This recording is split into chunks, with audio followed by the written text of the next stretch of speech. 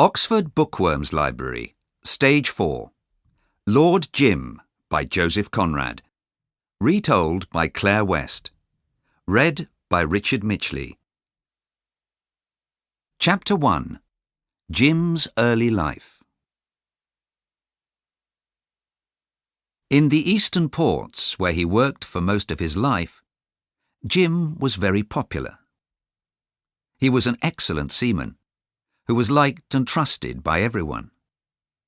He was tall and strongly built, with a deep voice and a confident way of talking. To his employers and the ship's captains, he was just Jim, nothing more. He had a special reason for not wanting people to know his other name. But nothing remains secret for long in seaports, and soon someone who knew about his past was certain to arrive. When this happened, Jim always left his well-paid job immediately and moved on to another port. Over several years, he was known first in Bombay, then Calcutta, then Rangoon, Penang and Jakarta as he moved towards the rising sun. Finally, when he could no longer bear this kind of life, he ran away from seaports and white men forever, hiding himself in the jungle in a distant Malaysian village, far away from anyone who knew him. The natives of the village gave him an extra name. They called him Tuan Jim, or as we would say, Lord Jim. Jim had spent his childhood in a comfortable, peaceful home in the southwest of England. His father was a vicar, a kind man who always did his duty and who had no doubts about what was right or wrong. The family house was warm and welcoming, with plenty of room for Jim and his 4 older brothers to play in. Close to it, on a hill, was the small grey church, standing like a rock where it had stood for centuries. There had been vicars in Jim's family for 100 years, but one of his brothers had already shown an interest in the church, so his father had to find some other work for his youngest son. When Jim spent a whole summer reading sea stories, his father was delighted and decided that Jim would join the Merchant Navy at once. He was sent to a training ship on a busy, wide river near London. There 200 boys slept, ate and worked together, learning everything a sailor needs to know. Because he was strong and quick and intelligent, he learnt fast and was generally liked. The work seemed easy to him, and he was confident of his bravery in any danger. Sometimes at night he used to forget the crowd of noisy boys around him and escape into his own dream world of sea stories. He saw himself swimming bravely through the waves to save passengers from sinking ships, fighting natives on lonely islands, and giving orders to frightened sailors to save their lives. He was always the brave man who did his duty, just like the heroes in the stories that he had read at home. One evening, he heard a sudden shout. "Something's happened! On deck, all of you! Hurry!" He jumped to his feet and joined the other boys as they ran up onto the deck. It was a dark and stormy night. The wind was blowing strongly and heavy rain was falling. Jim stood without moving, staring at the cruel black waves. Was it him that the storm wanted? What would it be like to fall into that cold water and drown? "Send the lifeboat out!" came the order. In the darkness, 2 small ships had crashed into each other, and there were distant voices crying for help. Boys ran past Jim, who still did not move. They jumped into the lifeboat and began to row as fast as they could towards the two damaged ships. "Row together, you young dogs!" shouted a voice from the boat, "if you want to save any lives." Jim had now run to the side of the ship and was looking down. He felt a hand on his shoulder. "Too late, young man," said the captain. Jim looked up, disappointed. The captain smiled. "Better luck next time," he said. "This will teach you to move quickly in an emergency." The lifeboat came dancing back through the waves, half full of water. The boys had saved 2 men, who now lay exhausted in the bottom of the boat. Jim no longer felt afraid of the sea. It seemed to him that he cared nothing for the storm. He would live through greater dangers than that, and would show the world how brave he was. That night he sat alone, while the boys who had saved the 2 men's lives told their excited friends the whole story. When they described the waves and the cold and the sinking ships, Jim felt angry. They were so proud of what they had done. He too had wanted to show his bravery, but perhaps it was better this way. He had learnt more from this experience than any of them. The next time a brave man was needed, he alone, he felt sure, would know how to fight the wind and the seas. And as the other boys talked and laughed together, Jim dreamed happily of the next adventure and his chance to prove himself. After 2 years of training, he went to sea.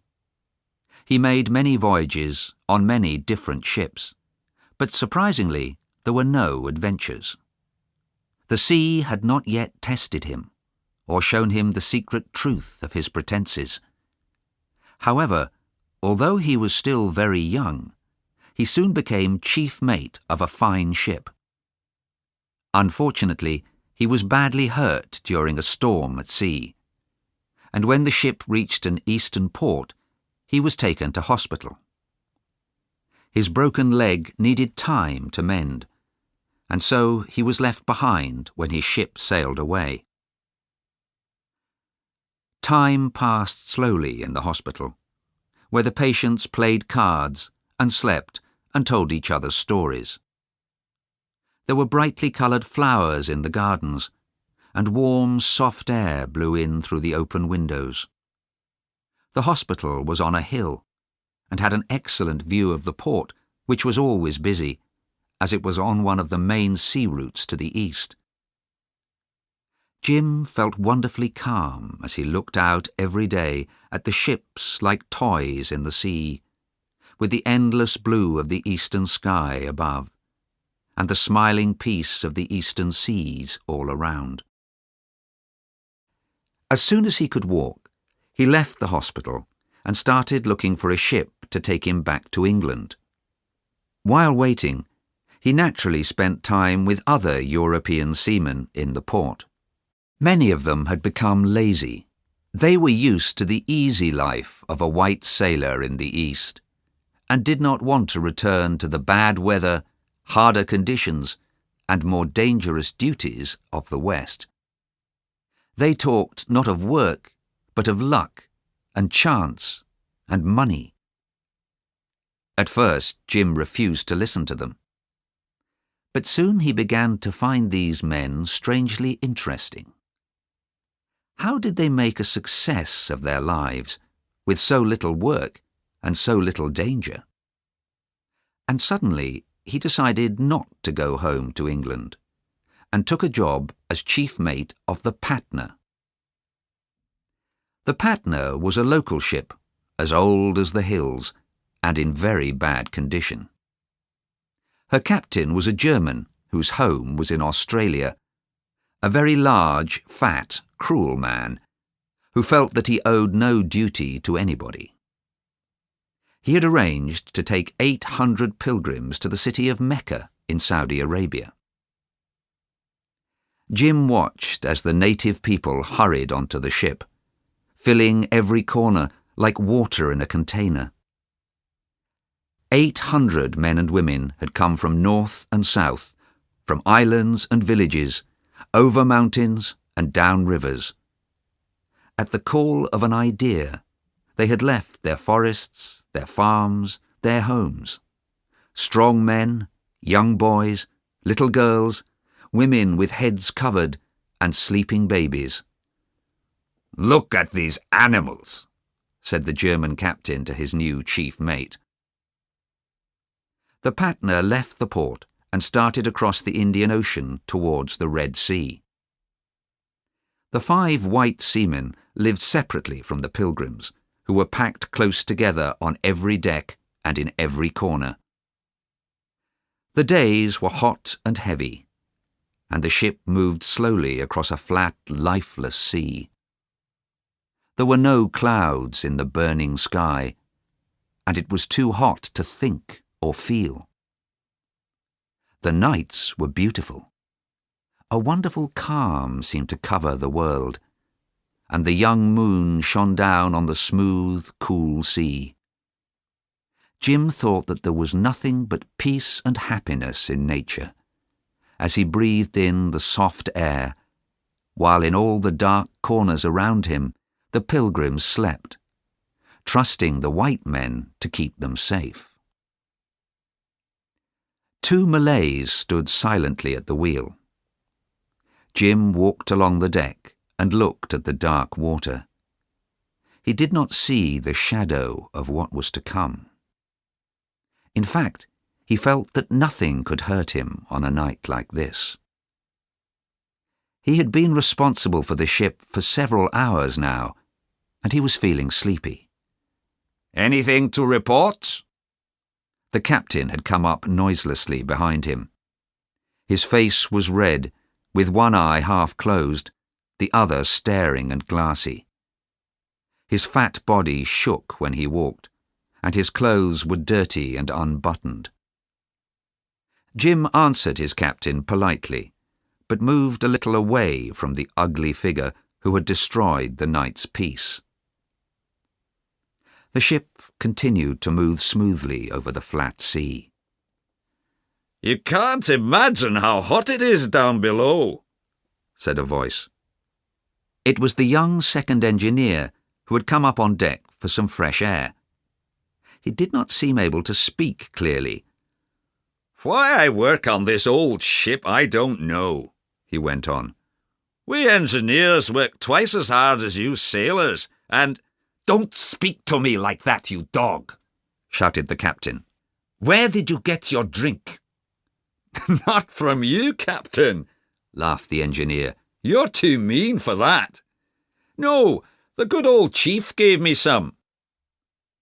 The chief engineer was a well-known drinker, who normally kept his drink to himself. Tonight, however, he had given some to the second engineer, who was not used to it. The chief and the captain had worked together on many ships, and people in the Patna's home port said that they had been guilty of every crime you could think of at one time or another.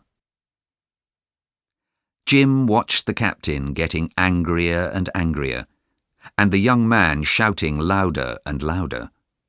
He smiled to himself.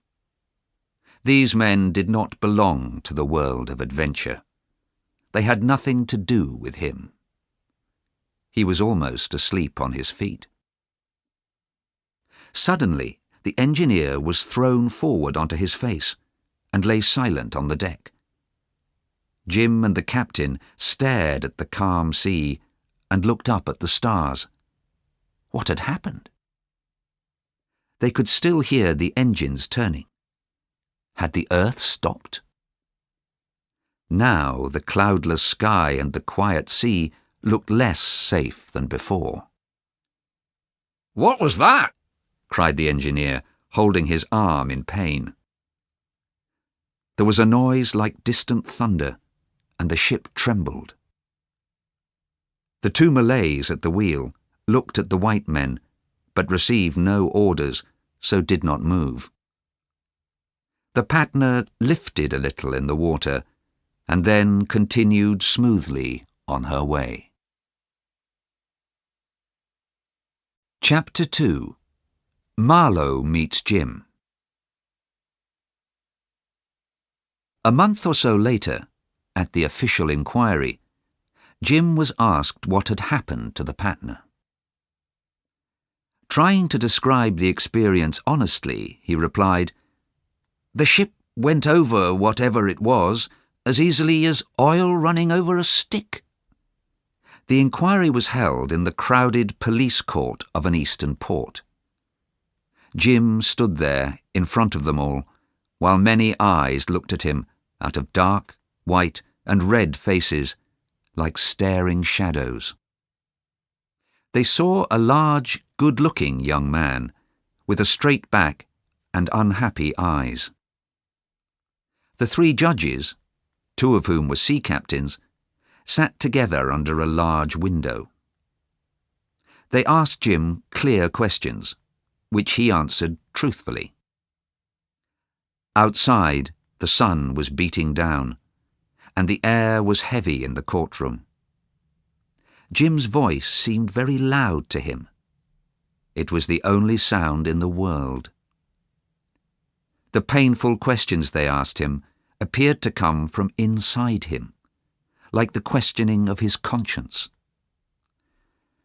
"So after you realised the ship had hit something underwater, your captain ordered you to go and see if there was any damage?" asked one of the sea captains. "Yes," said Jim.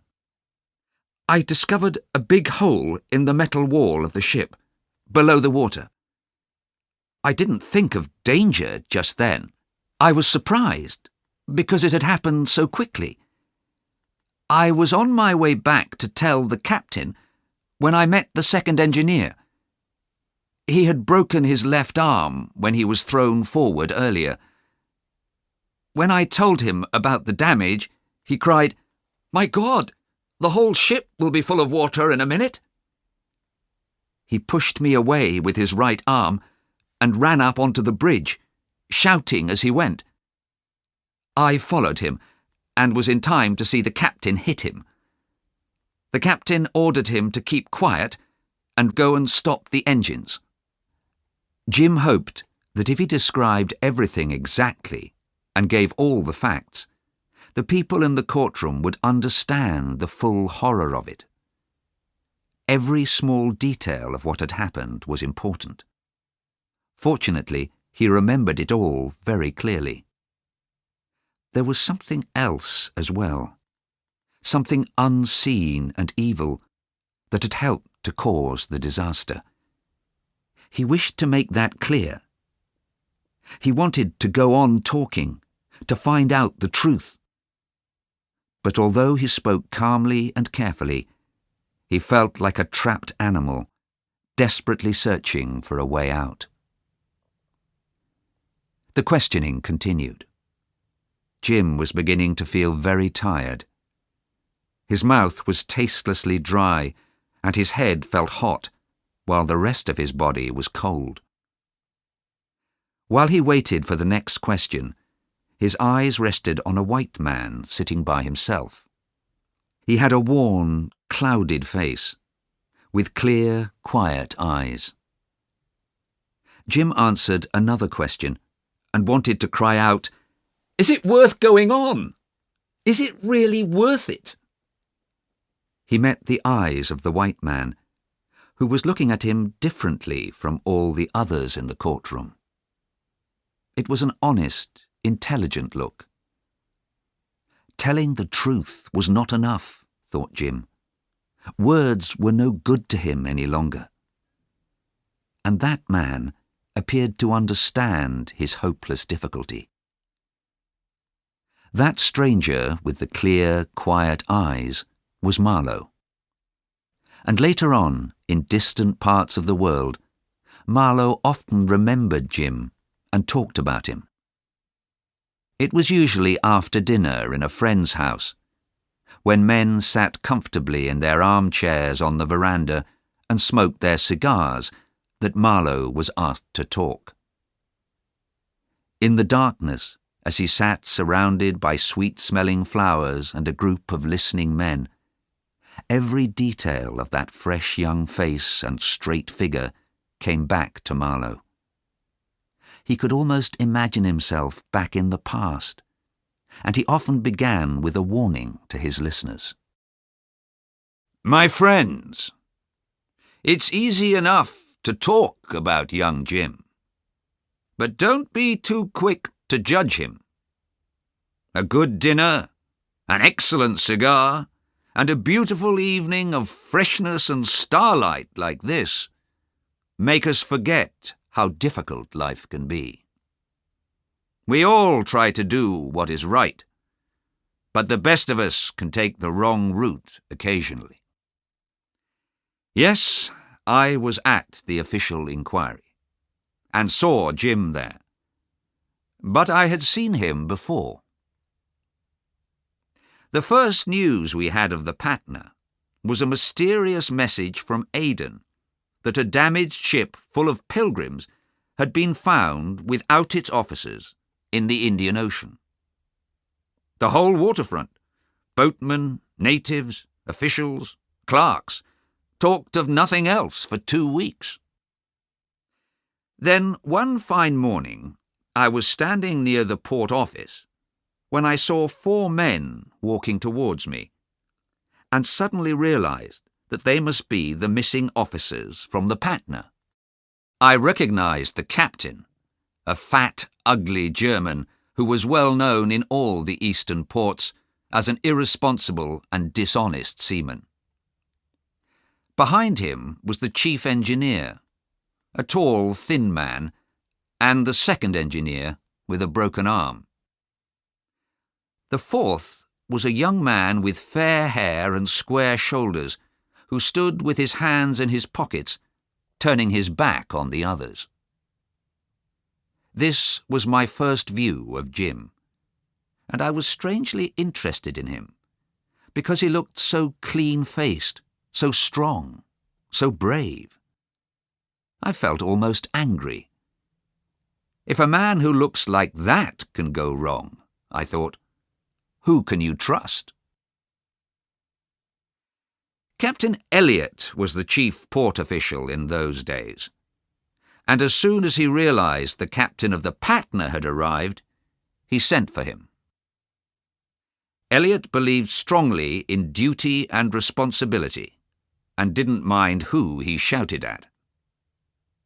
Through the open windows of his office, we all heard what he thought of the Patna's captain, and in a very few moments the fat man came running angrily out of Elliot's office.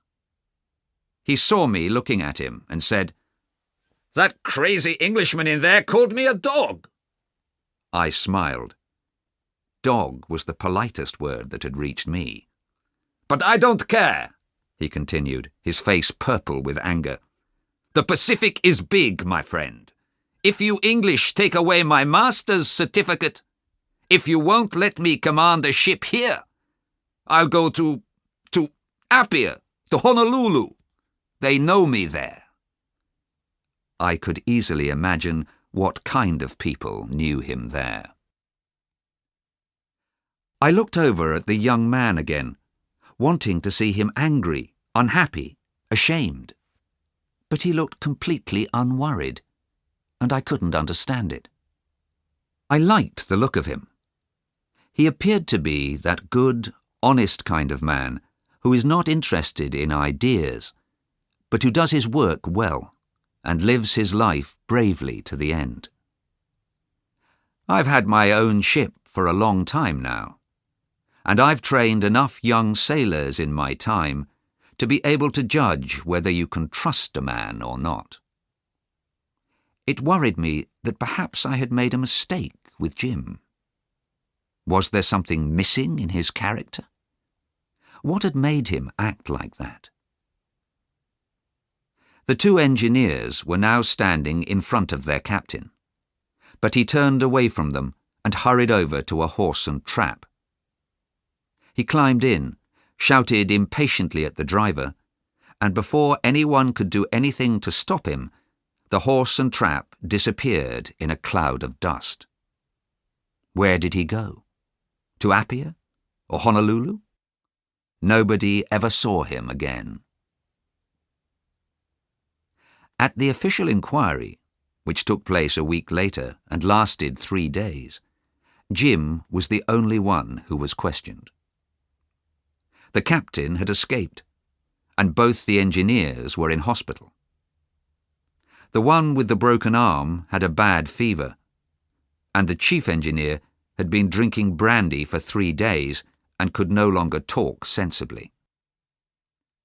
In my opinion, the only truth worth knowing was not how, but why the officers had left the ship, and I realized the inquiry would not discover this. Judges are not paid to look into a man's soul, but only to see the results of his actions. One of the inquiry officials was Captain Brearley, known in all the eastern ports as a brave officer and an excellent seaman. Young, healthy, and successful, he seemed to be one of those lucky men who never make a mistake, and who therefore have a high opinion of themselves. We all thought nothing could touch him or his self-confidence. But we were wrong, because he killed himself a week after the inquiry. I think now that while the other 2 judges were questioning Jim, Brearley was holding his own silent inquiry, questioning himself.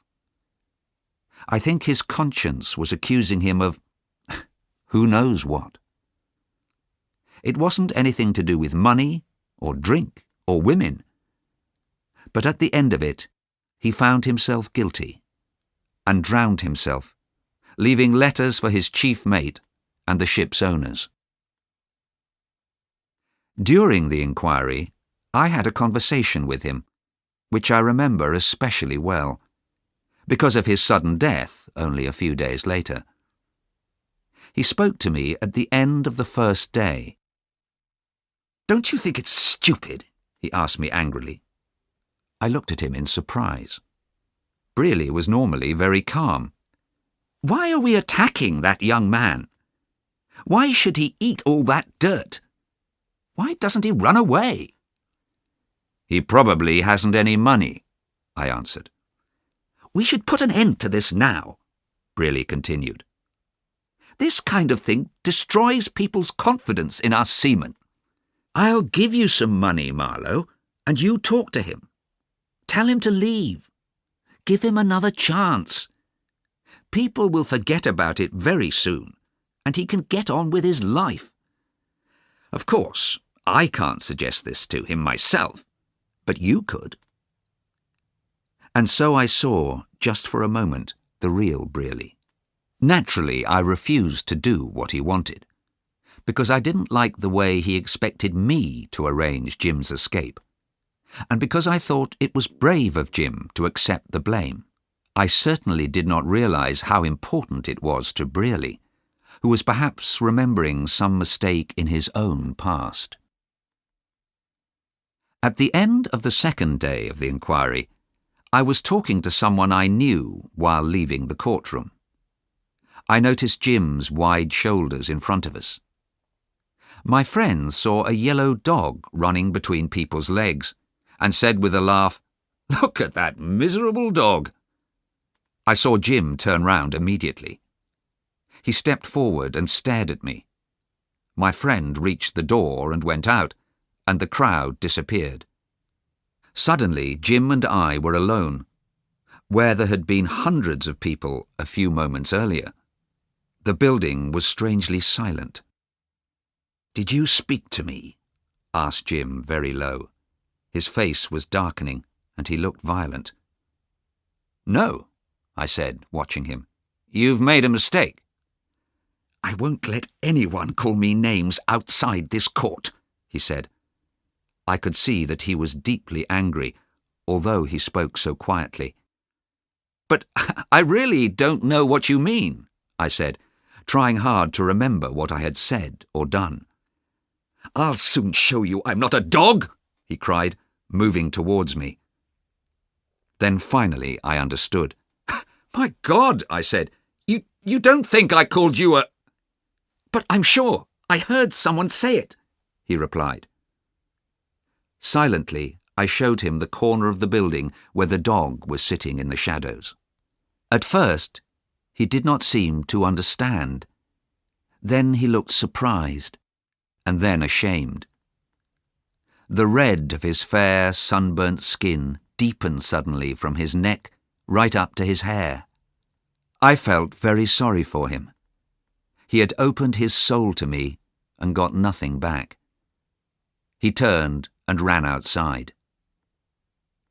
I had to run fast to catch up with him and started a breathless conversation. By now his self-control had returned and he apologized. "You see," he explained, "there are so many staring people in court who probably think what I thought you said. In court, I have to accept that, and I do. But outside, it's different." I don't pretend I understood him, but I wanted to know more about him. So I invited him to dinner at the Malabar House Hotel, where I was staying. Chapter 3. Jim Tells His Story.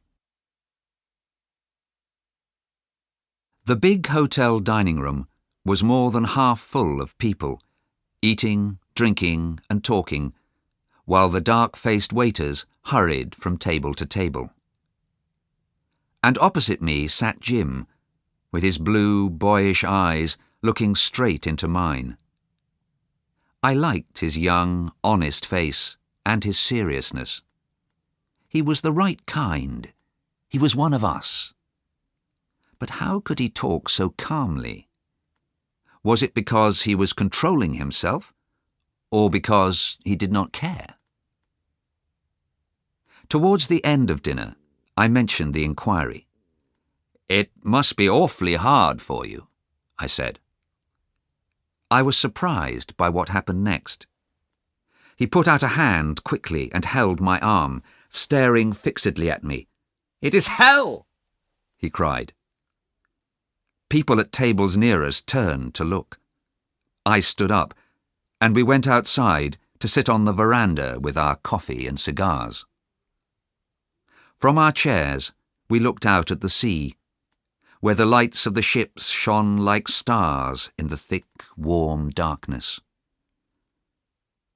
"I couldn't run away," Jim began. "The captain did, but that's no good for me.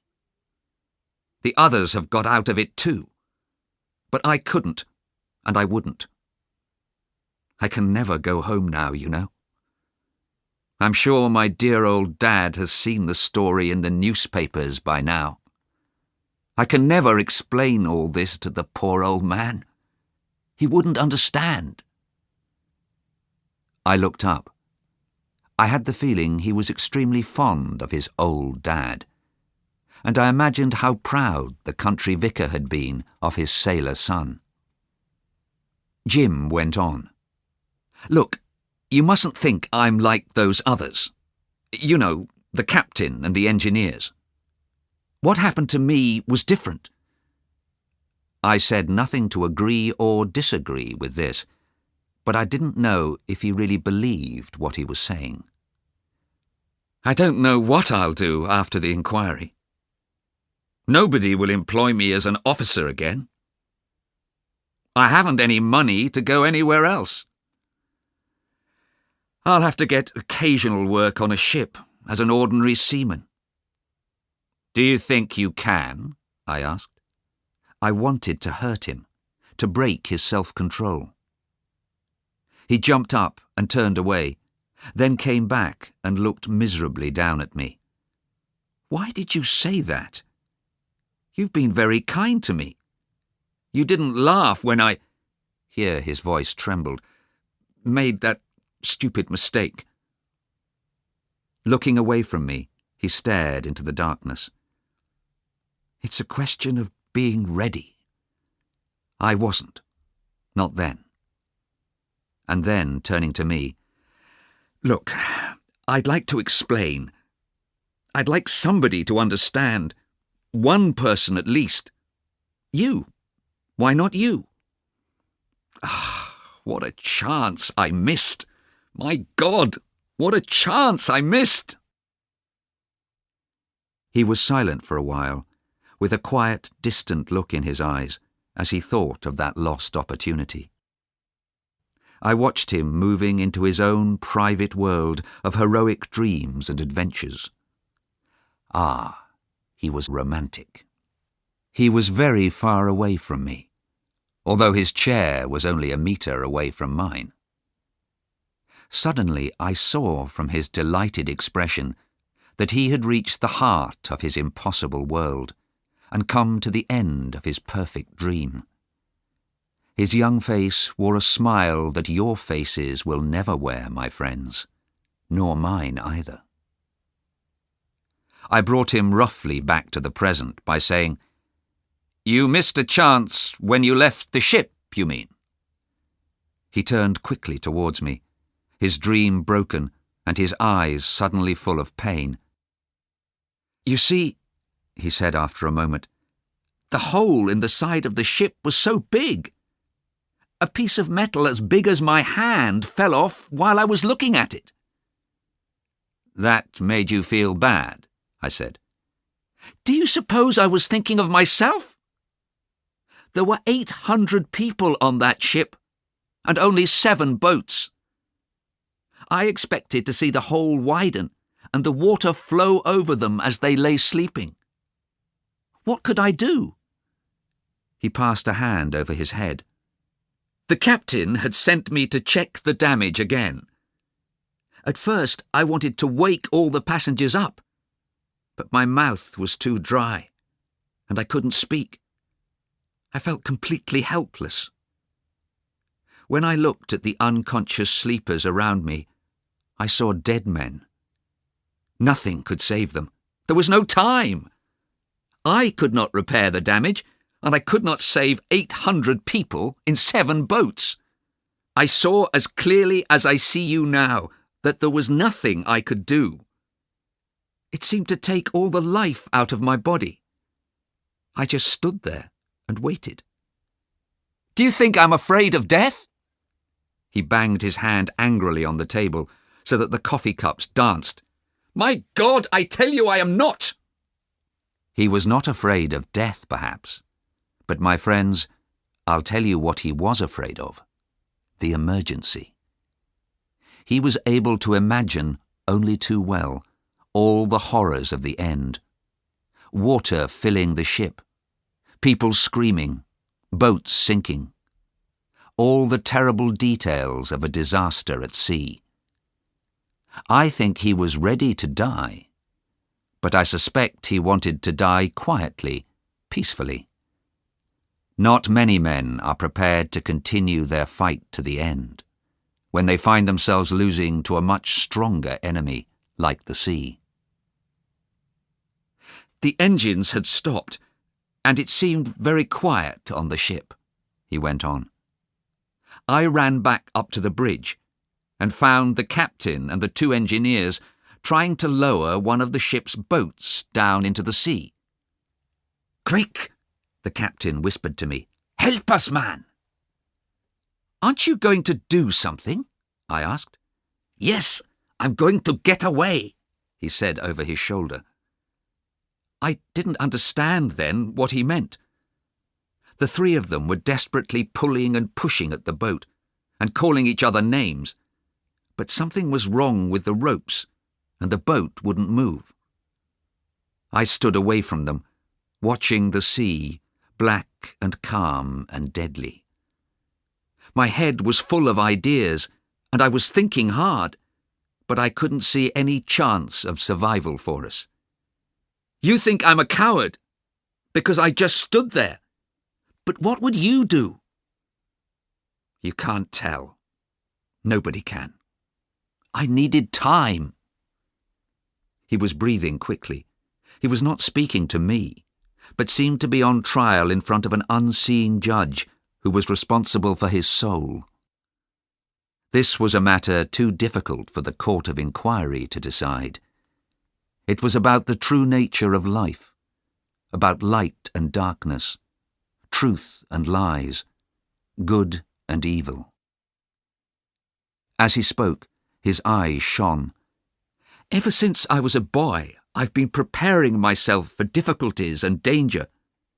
I was ready, I tell you, ready for anything. But," and the light went out of his face, "this was so unexpected. Well, I'll tell you the rest. As I was standing there on the bridge, the second engineer ran up and begged me to help them. I pushed him away. In fact, I hit him. 'Won't you save your own life, you coward?' he cried. 'Coward? That's what he called me!' Jim threw himself back in his chair and laughed loudly. I had never heard anything as bitter as that noise. All around us on the veranda, conversation stopped. People stared at him. After a while, he continued with his story. 'I was saying to the Patna, sink! Go on, sink!' I wanted it to finish. Then in the sky, I saw a big black thundercloud coming towards us, and I knew the ship couldn't survive a storm. I saw that George, the third engineer, had now joined the other three, who were still trying to get the boat lowered. Suddenly, George fell backwards and lay without moving on the deck. He was dead. Heart trouble, I think. And just then there was a loud crash as the captain and the two others managed to get the boat down into the water. They were in the boat, and I could hear them shouting from below, "Jump, George, jump!" Jim trembled a little and then sat very still as he relived the awful moment. There were 800 living people on that ship, and they were shouting for the one dead man to jump. "Jump, George! We'll catch you!" I felt the ship move. I thought she was going down under me. Jim put his hand to his head again and paused for a moment. "I had jumped, it seems," he added. His clear blue eyes looked miserably at me, and I felt like an old man helplessly watching a childish disaster. "It seems you did," I agreed. "When I was in the boat, I wished I could die, but I couldn't go back. I jumped into an everlasting deep hole." Nothing could be more true. He described to me the full horror of the hours he spent in that small boat with the three men. They called him evil names, angrily accused him of killing George, even talked of throwing him out of the boat. "I didn't care what happened to me," Jim went on. "I wondered if I would go crazy or kill myself. You see, I had saved my own life, while everything that was important to me had sunk with the ship in the night. We were certain the ship had sunk, you know. As we rowed away, we couldn't hear any cries or see her lights. The captain said we were lucky to survive, and I decided not to kill myself. The right thing was to go on, wait for another chance, test myself." After a long silence, he continued, "Another ship picked us up the next day. The captain and the others pretended we had tried to save the passengers, but the Patna had sunk too fast. The story didn't matter to me. I had jumped, hadn't I? That's what I had to live with. It was like cheating the dead." "And there were no dead," I said. He turned away from me at that. I knew that a French ship had found the Patna sailing out of control. The captain had put several of his officers on board, and they sailed her to the nearest port, Aden. Although the Patna was badly damaged, it had not sunk, and nobody had died except George, the third engineer, whose body was found on the bridge. The pilgrims were all put onto other ships to continue their journey to Mecca.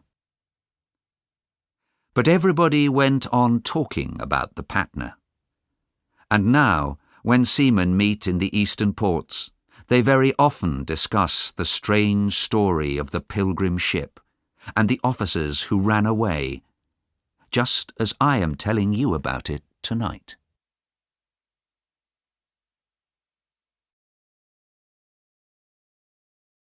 Chapter 4. Marlowe offers to help. Our coffee and cigars were finished. I knew that tomorrow, or was it today? It was well past midnight. The inquiry judges would take up the weapon of the law and punish Jim. I told myself repeatedly that the young man was guilty, but I wanted to help him get away.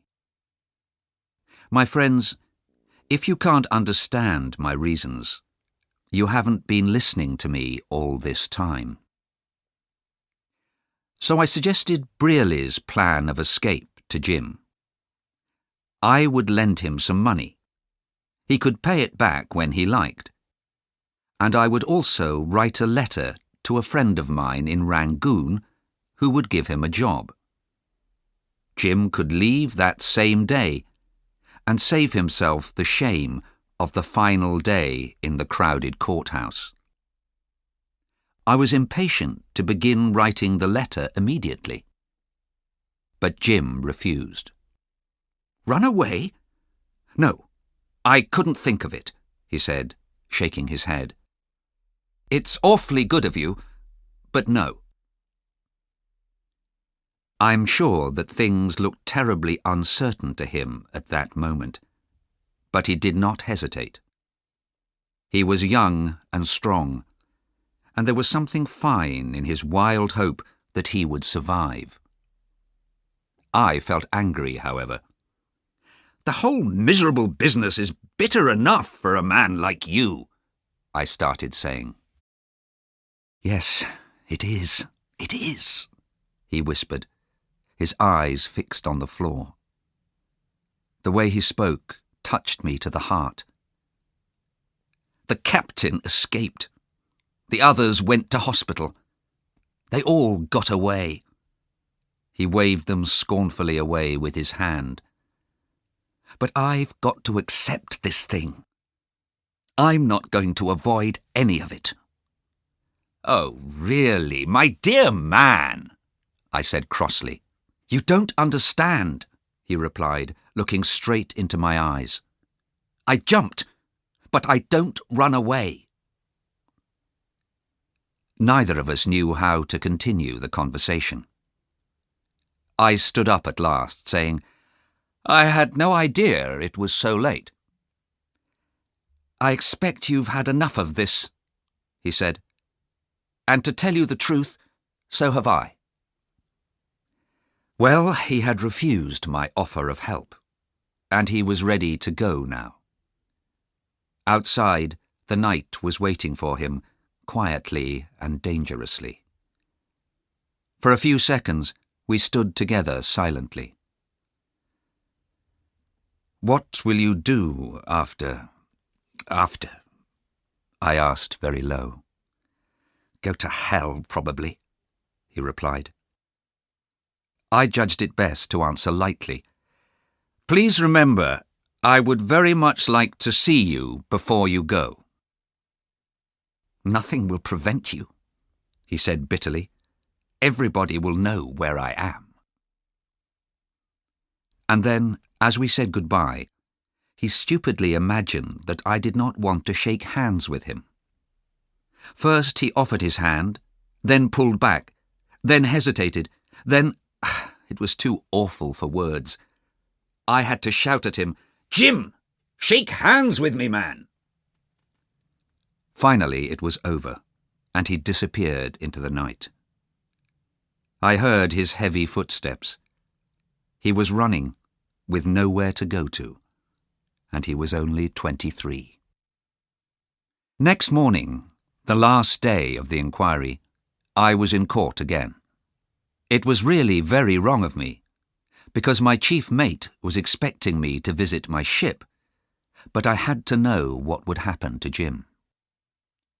Outside, the streets were full of colour and bright sunshine, but the courtroom was dark and airless. Jim stood there, pink and fair and serious, while the judge spoke.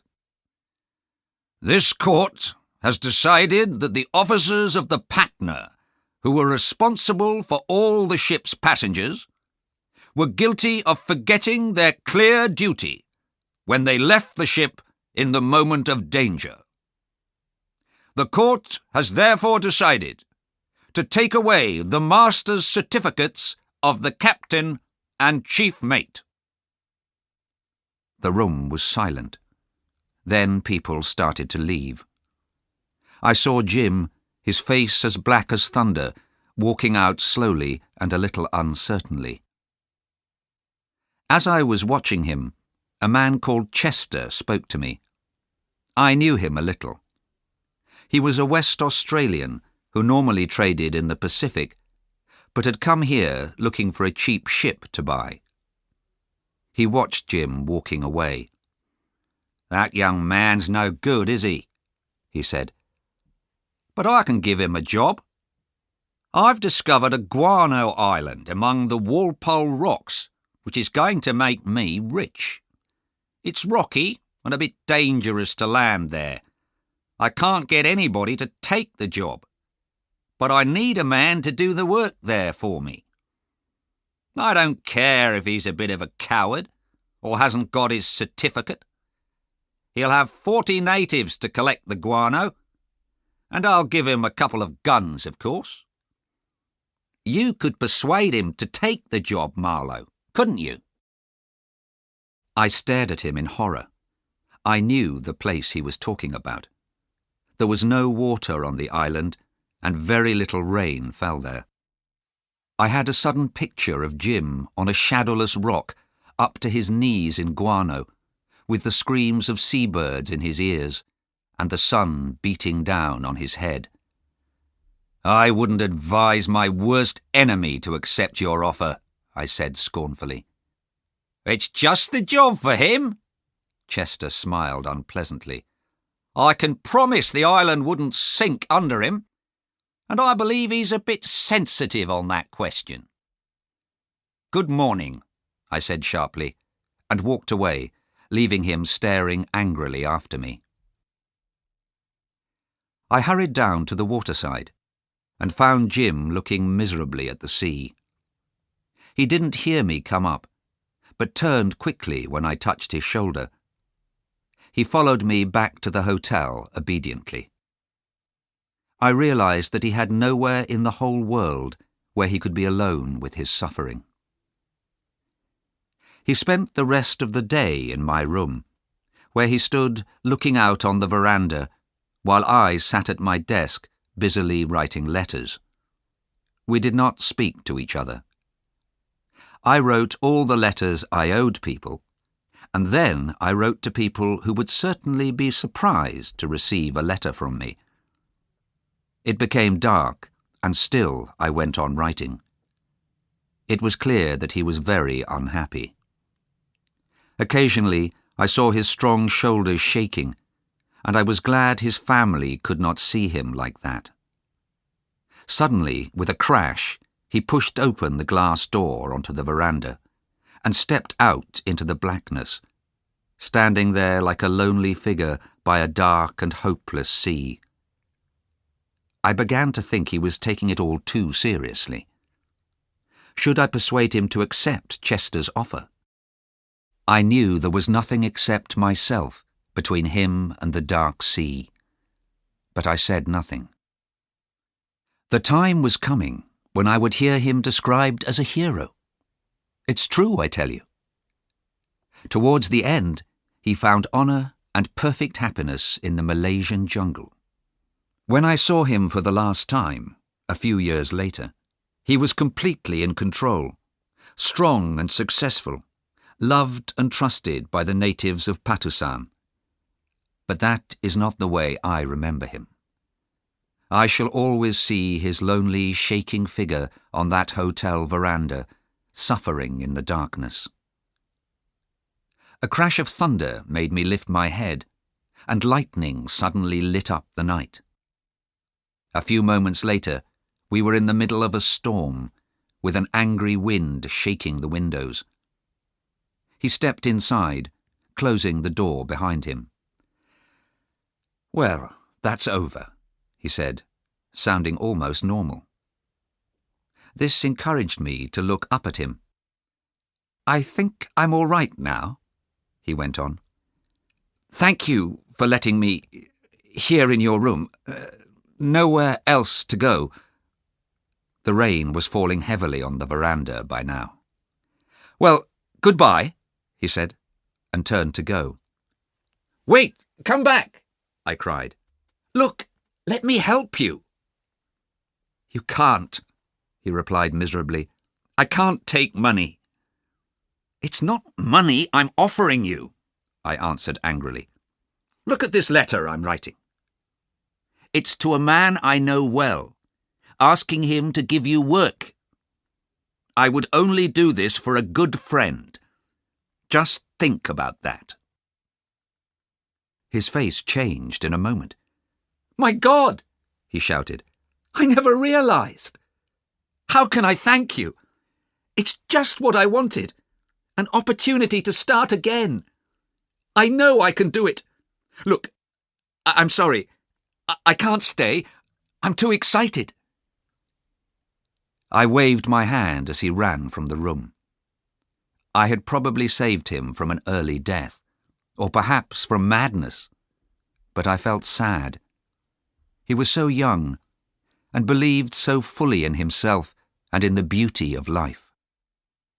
I was no longer young, and I knew that his fate, like mine, was written in large letters on the face of a rock, and nothing he could do would change it. My friend not only employed Jim, but welcomed him into his house. Unfortunately, only a year later, the second engineer from the Patna arrived unexpectedly in Rangoon, and Jim decided to leave the port at once. I was extremely disappointed to hear this, but helped Jim to find a second job in a port 1,000 kilometres south of there. His new employers thought a lot of Jim and trusted him with all their business. But one day the name of the Patna was mentioned, and Jim was too sensitive to bear it. Again, he left the place immediately. From now on, he moved from port to find work, trying to hide his terrible secret until someone who knew the story spoke of it, and then he moved on again. I felt responsible for him and helped and encouraged him as much as I could, but I knew that he was losing confidence in himself, although he was always cheerful and polite to me. What would be the end of it all? How long could Jim go on running away from his past? I decided to ask for advice from someone I trusted more than most men. He was a rich German trader called Stein, who had a large business buying and selling all kinds of things in the islands, ports, and jungle villages of the East. He was tall and thin, with a sympathetic, intelligent face, and white hair brushed back from a high forehead. Although his life had been long and adventurous, he now spent most of his time studying and collecting butterflies. In fact, by now, he had become a world-famous collector. He was liked by everyone for the bravery of his past and the kindness he showed to all of us. When I visited him in his large, dark study, he was looking delightedly at the best butterfly in his collection.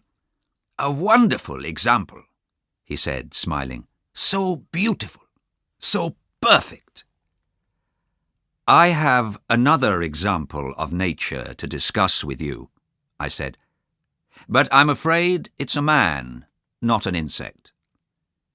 His smile disappeared, but he listened encouragingly. I understand very well, he said, when I had finished telling him Jim's story. He is romantic. I felt like a patient asking his doctor for advice, so it seemed natural to say, What is good for it? There is only one kind of medicine. One thing alone can stop us from being ourselves: death. The problem appeared simple, but hopeless. Yes, I said. So the real question is not how to get better, but how to go on living. Stein agreed sadly. For a butterfly, it is enough to be beautiful and to live. But for man, it is different, if he is sensitive. Every time he shuts his eyes, he sees himself as a hero, as a perfect man. It's all a dream. He can never be as fine as that. And so it is painful when he opens his eyes to find he cannot make his dream come true. It is terrible for him. But you ask me how to live. His voice sounded suddenly strong and confident. He looked away from me into the shadows of his past. There is only one way. Follow the dream, and again, follow the dream, and so to the end. No doubt Stein was right. He had travelled very far in life, always bravely, always without hesitating, and fate had brought him friends, love, adventure. But it seemed a lonely, difficult life to me. Nobody could be more romantic than you, I told him. And sometimes you dream of a beautiful butterfly, but when it appears, you don't let the opportunity go, do you? You catch it. But Jim, Stein lifted his hand. Do you know how many opportunities I have missed? How many dreams I have lost?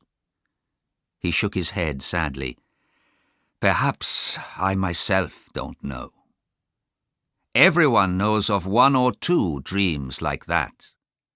And that is the trouble. Well, it's getting late. Tonight you will sleep here, and tomorrow we will think of a way of helping the young man. He showed me to my room and shook hands with me. Good night, he said. I watched him return the way he had come. He was going back to his butterflies. Chapter 5. Jim Goes to Patusan. Marlowe's cigar had gone out. He stood up, moved to the edge of the veranda, and stared out into the darkness. Behind him, the circle of listeners in their armchairs waited for the story to continue. At last, one of them said encouragingly, Well? Marlowe turned to face them, carefully relit his cigar, and then continued with his story. I don't suppose any of you have heard of Patusan. It doesn't matter. There are many stars in the sky that most people have never heard of, and which are of no importance to them anyway. Patusan was like one of these stars. It was occasionally mentioned by officials in Batavia, and it was known by name to a very few in the trading world, but nobody had ever been there, and I suspect nobody wanted to go there. That was where Stein arranged to send Jim. It was like sending him to the moon. He left his past world behind him and started a completely new life. Stein knew more about Patusan than anybody else. I have no doubt he had been there, perhaps looking for butterflies when he was younger. It was at breakfast the next morning, after our talk about Jim, that he mentioned the place. I had just repeated what poor Brearley had said to me. He should creep away somewhere and hide. Stein looked up at me with interest. "That could be done," he said, drinking his coffee. "You know, bury himself somewhere," I explained. "Yes, he is young and could make another life for himself. Well, there is Patusan," he added, "and the woman is dead now." I didn't know the woman he had mentioned, but I learnt from Stein that she had been an intelligent, good-looking Dutch Malay girl. She had married a worthless Portuguese man who made her life extremely miserable. Because Stein felt sorry for her, he gave her husband a job as manager of Stein and Company's trading post in Patusan. Unfortunately, the Portuguese, whose name was Cornelius, was dishonest and lazy, so the trading post lost money. Now that the woman had died, Stein wanted to replace Cornelius, and he generously suggested offering the job to Jim. "There may be some difficulty with Cornelius," said Stein. "He'll be angry with Jim for taking his job. I don't think he'll want to leave Patusan, so he may cause trouble. But that has nothing to do with me.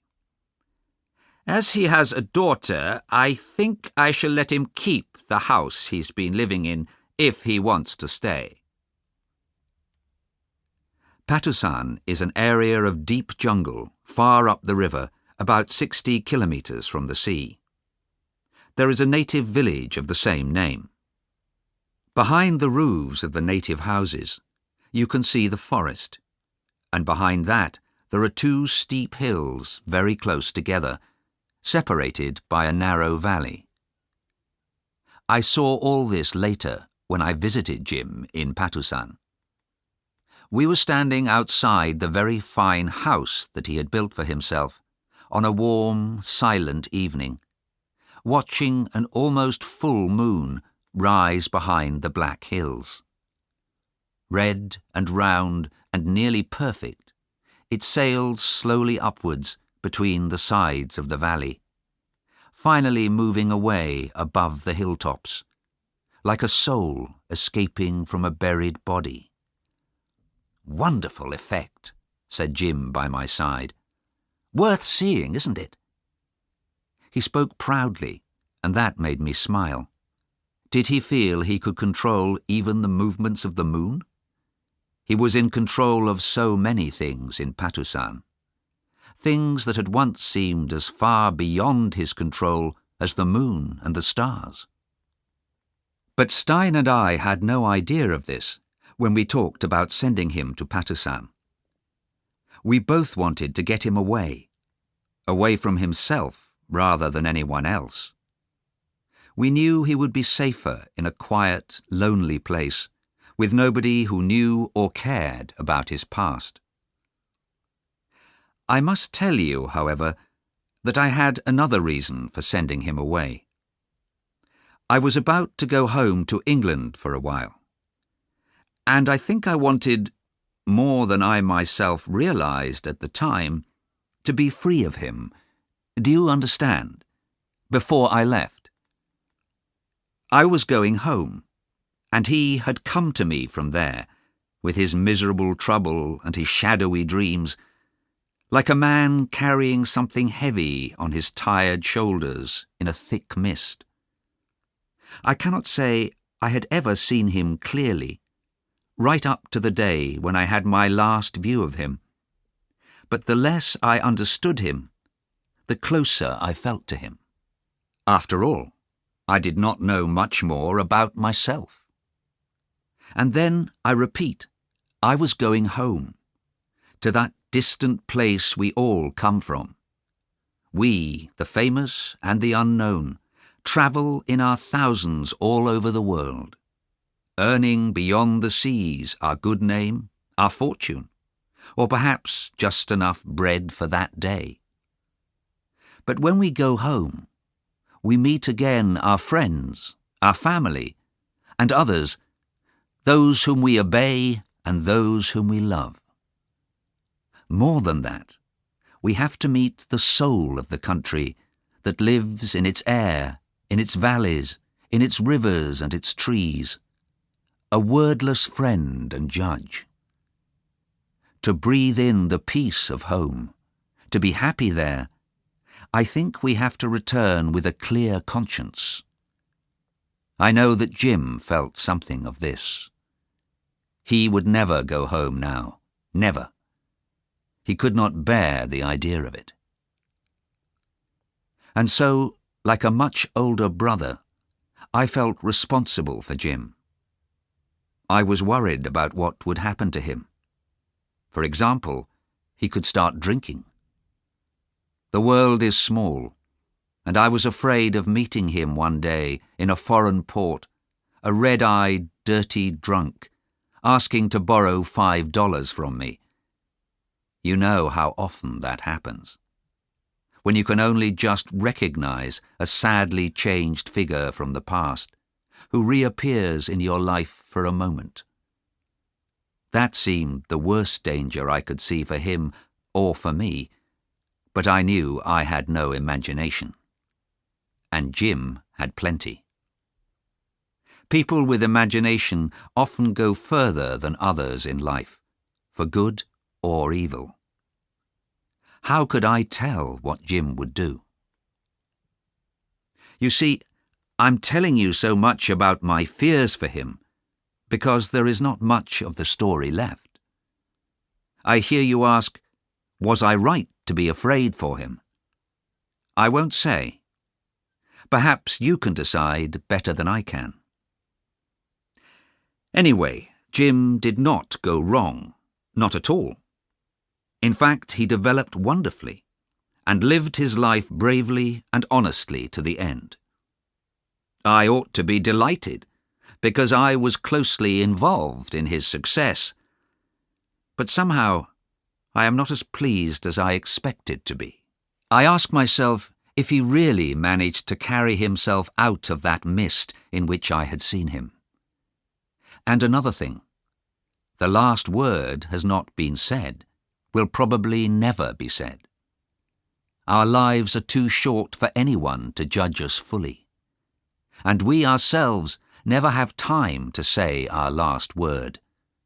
The last word of our love, our trust, our sadness, our guilt, our fight against the darkness. I won't tell you much more about Jim. In my opinion, he reached greatness, but you may see it differently. My words may not be enough to persuade you, as I'm afraid you people think more of your bodies than your imaginations. I don't want to be rude. It is sensible to have no dreams, and safe, and useful, and boring. But surely, my friends, you too have known once in your time the brightness of life, the fire that burns in you so strongly and unexpectedly, then too soon disappears. Jim's fame never reached the outside world, of course, from a place so lonely and far from anywhere. At one time, Patusan was famous for its pepper, and in the 17th century, Dutch and English traders travelled far through the jungle in their desperate search for this valuable plant. These heroic adventurers did not care about disease, hunger, or death. Some of them left their bones whitening in a distant land, so that companies at home could make fortunes selling pepper. For 100 years they sent back news of Patusan, describing its rivers and jungle, its natives and customs, and the great sultan who controlled the fate of all who lived there. But now the pepper has all gone. Nobody writes or talks about Patusan any longer, and the present sultan is a young boy whose uncles have stolen his fortune. It was Stein who told me all this. He was perfectly honest with me over the breakfast table that morning. It was an extremely dangerous place, where people could lose their lives at any time. This situation was mostly caused by Raja Alang, the worst of the young Sultan's uncles. He controlled the river and the land around it, and, by robbing and murdering, made the local Malays fear and obey him. They could not get away, because they had nowhere to go and no way of escaping. Well, I told Jim about Stein's generous offer, but I also described what I knew of Patusan and the dangers involved. I watched the expression on his face change from tiredness to surprise, interest, and delight. "This is the chance I've been dreaming of. I'm so grateful to Mr. Stein. But of course it's you I have to thank." I spoke quickly to stop his flow of words. "Stein was helped when he was young, and now he wants to help you. And I just mentioned your name, that's all." He reddened, saying shyly, "You've always trusted me." "That's true. But do you trust yourself?" "I've got to prove myself. But you won't be sorry you trusted me, I promise." "Remember, you must decide. You are responsible for this plan. You and no one else." "Why, this is exactly what I want." I smiled. He was so enthusiastic. "You see," I said, "you wanted to go out and shut the door behind you." "Did I?" he asked, looking suddenly unhappy. "Well, you've shown me a door, haven't you?" "Yes. If you go through it, I can promise it will be shut behind you. No one will ask what has happened to you in that distant, unknown place. You will be alone, and you will have to manage everything yourself. The outside world will forget about you completely." "Forget about me completely. That's it," he whispered to himself, his eyes shining delightedly. "Well, if you understand the conditions, you'd better find a horse and trap and drive to Mr. Stein's house as soon as possible." And before I had finished speaking, he had run out of the room. He did not return until next morning, because he had stayed there for dinner and the night. He could not stop talking. "What a wonderful man Mr. Stein is, and how well he speaks English. In my pocket, I've got a letter for Cornelius, you know, the man I'm replacing.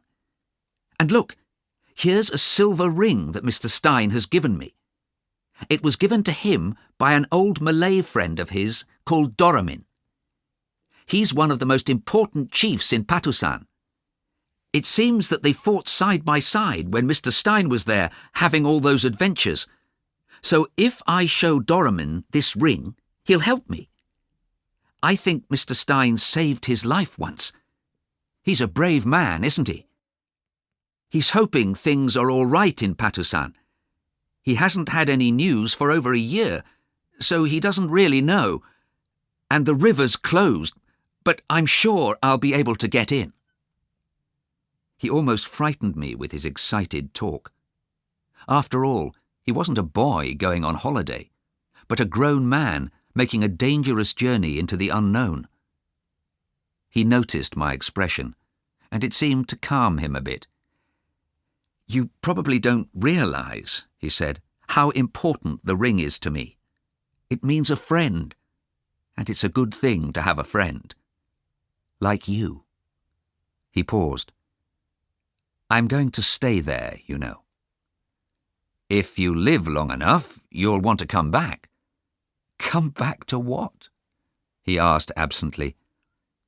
"Is it to be never, then?" I asked after a moment. "Never," he repeated dreamily, then suddenly jumped up. "My God! Mr. Stein's ship sails in 2 hours' time." I went back to my own ship, and Jim came to say goodbye to me there. I gave him a gun and 2 boxes of ammunition in case he needed them. "The gun may help you to remain," I said, then corrected myself quickly. "May help you to get in, I mean." But Jim was not troubled by this. He thanked me warmly, shouted goodbye, and jumped into his own boat. As his boatman rowed away, I suddenly noticed he had left the ammunition behind, and I ordered my men to get a boat into the water at once. Jim was making his men row like madmen, and we could not catch him before he reached Stein's ship. In fact, our 2 boats arrived at the same moment. We both stepped onto the deck, where I gave him the ammunition boxes. The ship was ready to sail. Stein's captain, a half-caste, spoke to me. He did not think Jim had any chance of survival, and was only prepared to take his passenger to the mouth of the river. "Anybody who goes further into Patusan will certainly die," he said. "Between you and me, your friend is already a dead man." Then, while the captain shouted his orders and the sails rose around us, Jim and I stood alone together on deck, shook hands, and said our last hurried words to each other. I no longer felt annoyed with him, as I had sometimes done in the past. It was clear to me what miserable danger he was going into.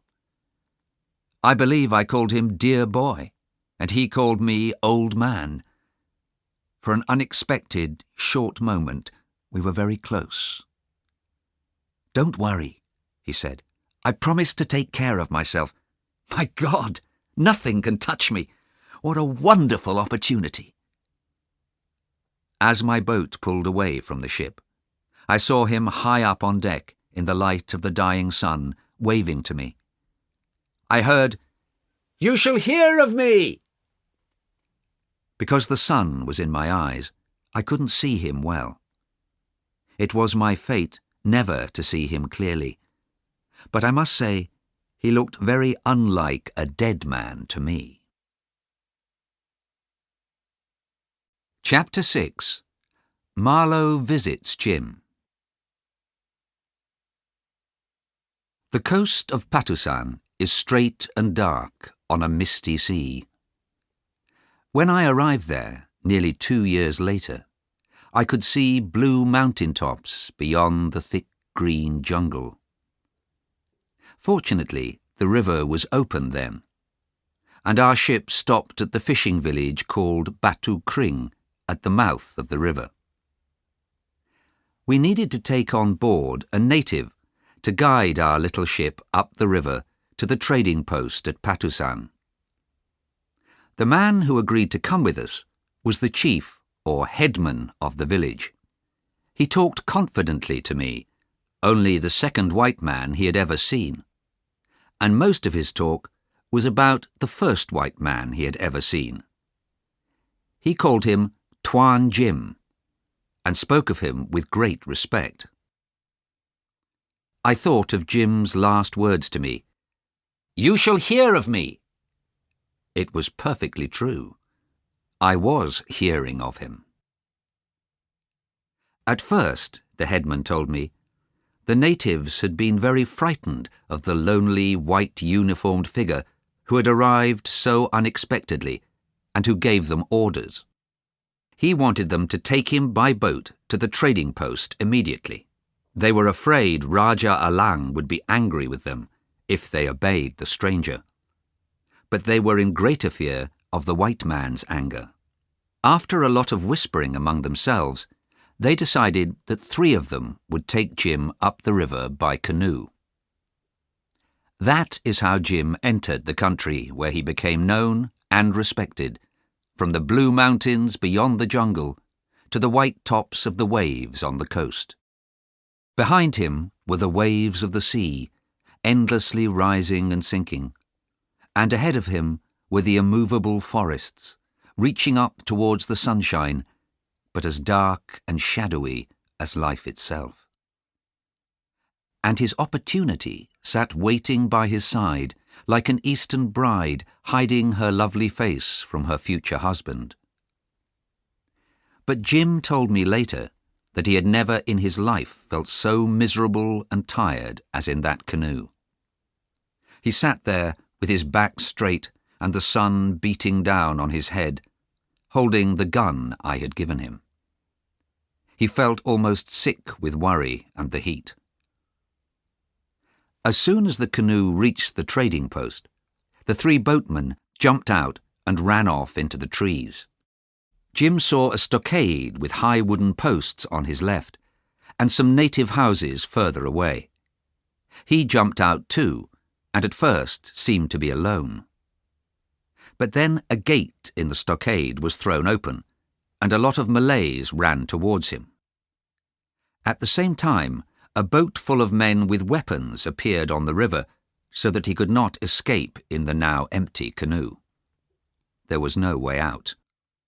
The boatman had handed him over to the Rajah's men.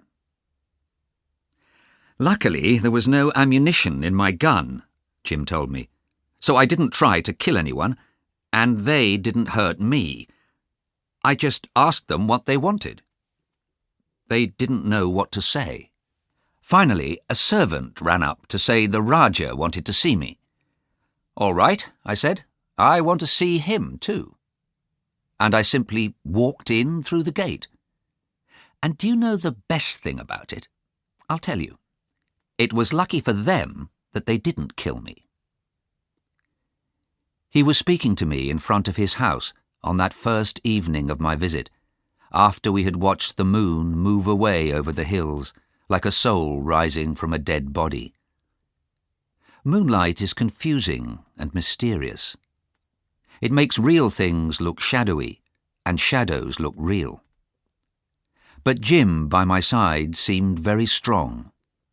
Not even moonlight could make him look shadowy to me. Perhaps indeed nothing could touch him since he had survived his fight with evil.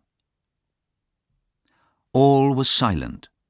All was still in this lost corner of the world. The silvery grey houses crowding along the wide, shining river seemed like a line of ghostly animals pushing forward to drink from the lifeless water. Here and there, a warm red light shone through the thin house walls, where human beings ate and talked and rested. "You know," Jim said to me, "I often watch those little lights go out one by one. I love seeing people go to sleep under my eyes, safe and happy, with no fears for tomorrow. Peaceful here, isn't it? Ask any man, woman or child here if they trust me." He paused and spoke with deep meaning. "Well, now I know I am all right anyway." "So, you found that out at last," I replied. "I was always sure you were." "Were you?" He touched my arm lightly. "Well then, you were right. My God, just think what it means to me. How could I ever leave here? And after what you tell me of Mr. Stein's offer, leaving, it would be harder than dying. No, don't laugh, but I must feel, every day, every time I open my eyes, that I am trusted, that nobody can say, you know." "Leave? Where would I go? Why? For what?"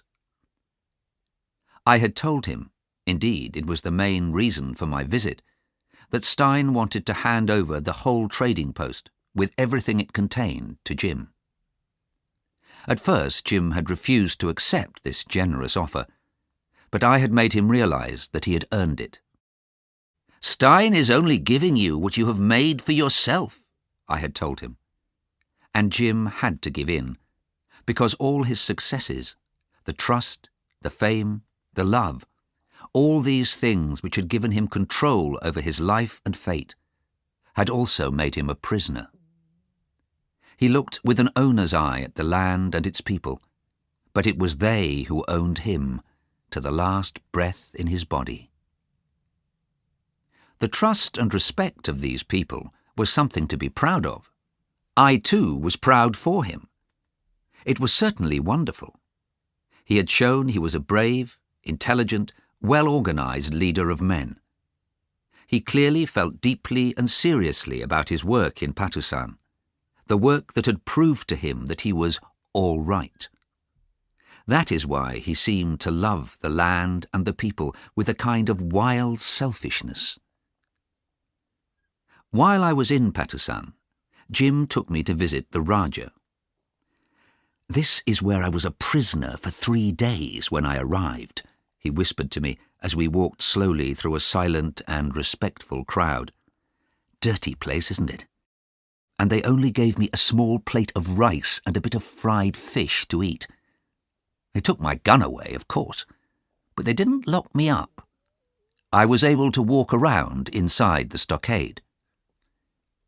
At that moment we arrived in front of the Raja, and I noticed how Jim changed his way of speaking at once. His manner was calm and polite, and he spoke slowly and seriously, giving a lot of thought to his words. This had just the right effect on the evil old Raja, who was clearly afraid of Jim, but still respected and trusted him. Although their conversation was difficult for me to follow, I understood that Jim was acting as a kind of judge and telling the Raja the difference between right and wrong. Some poor villagers had been robbed while on their way to trade at Doramin's house, and it was clear that everyone knew the Raja's men were responsible for this robbery. But to the Raja, Doramin was a hated enemy, and the Raja cried out suddenly, "It's Doramin who is a thief!" His weak old body shook with anger, and all around us his family and servants stared, their mouths open. Then Jim began to speak. "Nobody," he said calmly, "should prevent any man from getting his food and his children's food honestly. Nobody should ever steal." There was a great stillness in the room. Finally the old Raja looked up, shaking his head tiredly, and said, "You hear, my people, no more of these little games." One of his servants came forward to offer us 2 cups of coffee. "You needn't drink," Jim whispered quickly to me. I didn't understand what he meant at first, but just watched him as he drank. Then I realized, and felt extremely annoyed. "Why the hell do you put me in danger like this?" I whispered back to him, smiling pleasantly all the time. I drank the coffee, of course. I couldn't avoid doing that. And we left soon afterwards. "I'm very sorry about that," said Jim quietly to me as we walked back to our boat. "I really don't think he would try to poison us. Personally, I never think about it. You see, if I want to do any good here, I have to show I don't care about the danger. Many people trust me to do that, for them." "But anyone can see he's afraid of you," I said crossly, all the time watching for the first sign of stomach pain. "That's just it. He's probably afraid of me because I'm not afraid of his coffee." He pointed to part of the stockade where the tops of several posts were broken. "Look, that's where I jumped over on my 3rd day as a prisoner. The Raja and his advisers had spent all the time since my arrival trying to decide what to do with me, and I had just been waiting for something to happen. But suddenly I realized what extreme danger I was in, so I just ran at the stockade and flew over like a bird. I picked myself up on the other side and ran as fast as I could towards the village houses about 400 meters away. Behind me I could hear shouting as the Raja's men started to follow me. Ahead of me was a creek. I jumped across it and landed in very soft, wet mud. I couldn't move my legs at all, and lay there trying desperately to pull myself out with my arms. The mud came right up to my chin, and as I dug wildly, I thought I was burying myself even deeper. I was becoming exhausted. But I made one last great attempt, and at last felt myself creeping weakly out of the mud on the other side of the creek. Think of me, muddy and alone in that terrible place, with no friends or anyone to help me. I ran through the village. Women and children ran screaming from me. Men stood still, staring at me in horror. I don't suppose I looked at all like a human being. Finally, I turned a corner and fell into the arms of several surprised-looking men. I just had breath to cry, "Doramin!" They carried me to Doramin's house, which was inside its own stockade, and put me down in front of a large, important-looking man sitting in a chair. Somewhere in my muddy clothes, I managed to find Stein's silver ring. Everyone was shouting excitedly and running here and there. I could hear shots in the distance from the Raja's men, but here I was safe. Doramin's people were closing the heavy gates of the stockade and giving me water to drink. Doramin's wife took care of me. She was very kind to me. About 60 families in Patusan considered Doramin their chief. His men frequently had fights with the Raja's people, mostly about trading. The problem was that the Raja thought he alone should trade in Patusan. He became wild with anger when he discovered anyone else buying or selling. He was a cruel, evil and cowardly man who had made a habit of robbing and killing Doramin's people until Jim came. There was a third leader in Patusan, an Arab half-caste called Sharif Ali, who had persuaded some of the natives to join him. They lived high up on the top of one of the two mountains, and from there often came down at night to steal food and animals, kill people and burn buildings. Parts of the countryside were blackened and empty, and the local people were suffering badly. In this confused situation, none of the three leaders trusted or respected each other, and until Jim's arrival, there seemed no way of bringing peace to the country. If you once saw Doramin, you would never forget him. He was much larger than most Malays, with a heavy body dressed in richly coloured clothes, and a big, flat, round head, with proud, staring eyes. No one ever heard him raise his voice. He never moved without help. When he walked, 2 strong young men dressed in white held his elbows. In the afternoons, he sat silently by his wife's side, looking out through an opening in the stockade at the dark green jungle, the distant purple mountains, and the silver shining river. This old couple had a son called Dain Waris, a polite, handsome young man of 24 or 5. They loved him deeply, although they never showed it. I liked him as soon as I met him. I realized he was both brave and intelligent, and I believe he trusted and even understood Jim. Dain Waris is the best friend I ever had, except for you, Jim told me proudly. We fought together, you know, against Sharif Ali. You see, when I arrived, the Raja, Doramin and Sharif Ali were all afraid of each other. I soon realized what I had to do, but I needed Dain Waris's help. He was the first to believe in me, and he persuaded his father to agree to my plan. Jim's plan. I heard the whole story of it from him during my visit. He had decided that it was necessary to defeat Sharif Ali, and planned to attack his mountain home. Doramin owned several heavy old guns, used in the past for fighting jungle wars. One dark night, Jim arranged for teams of men using ropes to pull these guns right up to the top of one of the mountains.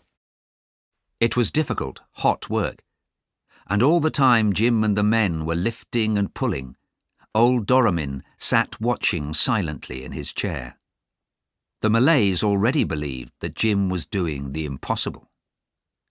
How could those guns too heavy for one man to lift, reached the mountain top. This was the beginning of their great respect for Jim. From there, Doramin's men had an excellent view of the other mountain top, where Sharif Ali and his followers were asleep. As soon as the sun rose, the first shots were fired on Jim's order, and the battle began. Jim, with Dain Waris by his side, led a group up the second hill towards Sharif Ali's stockade. He knew he had to win this fight. Doramin's people were depending on him. He and Dain Waris were the first to break into the Arab stockade. Close behind them came Tam Itam, Jim's personal servant and a fearless fighter. He was a Malay from the north, a stranger to Patusan, who for a time had been a prisoner of the Raja. When he escaped, he came to Jim, and ever since had followed him everywhere like a shadow. The battle was violent but short. The stockade was burnt down, and Sharif Ali and his men were defeated. Some were dead, but most of them were chased away into the jungle. When this wonderful news reached the village, people were delighted. They ran in and out of their houses, shouting, singing, and laughing excitedly. Of course, Jim was delighted too. He had succeeded in doing what he had promised, and now he could believe in himself again. I can't tell you how completely lonely he appeared to me, but somehow his loneliness added to his greatness. He seemed to be one of those men who can only be measured by the greatness of their fame. And his fame, remember, was the greatest thing for many a day's journey around, even beyond the jungle. His word was the one truth of every passing day, and reports of his fame travelled far and wide, heard on the lips of whispering men full of wonder and mystery.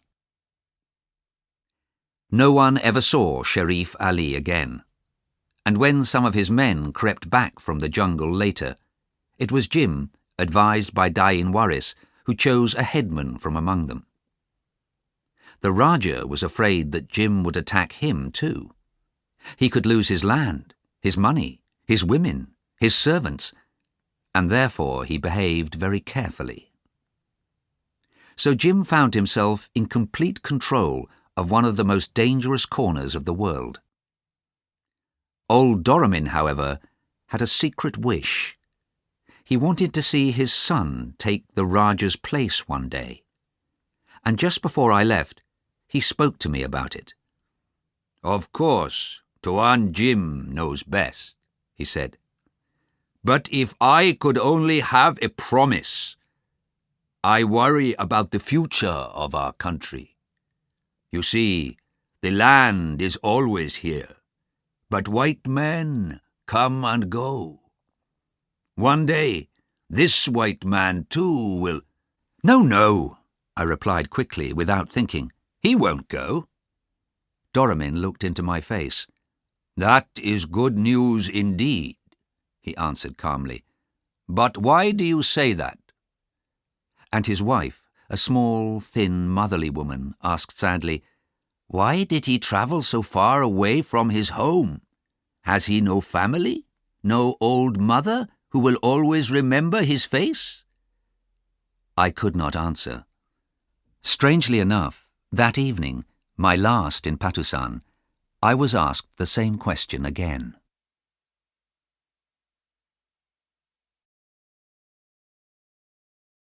Chapter 7.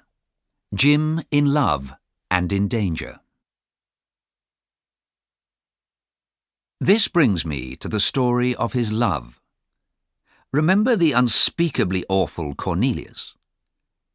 I saw him and spoke to him myself as he crept around Patusan with evil in his heart and lying promises on his lips.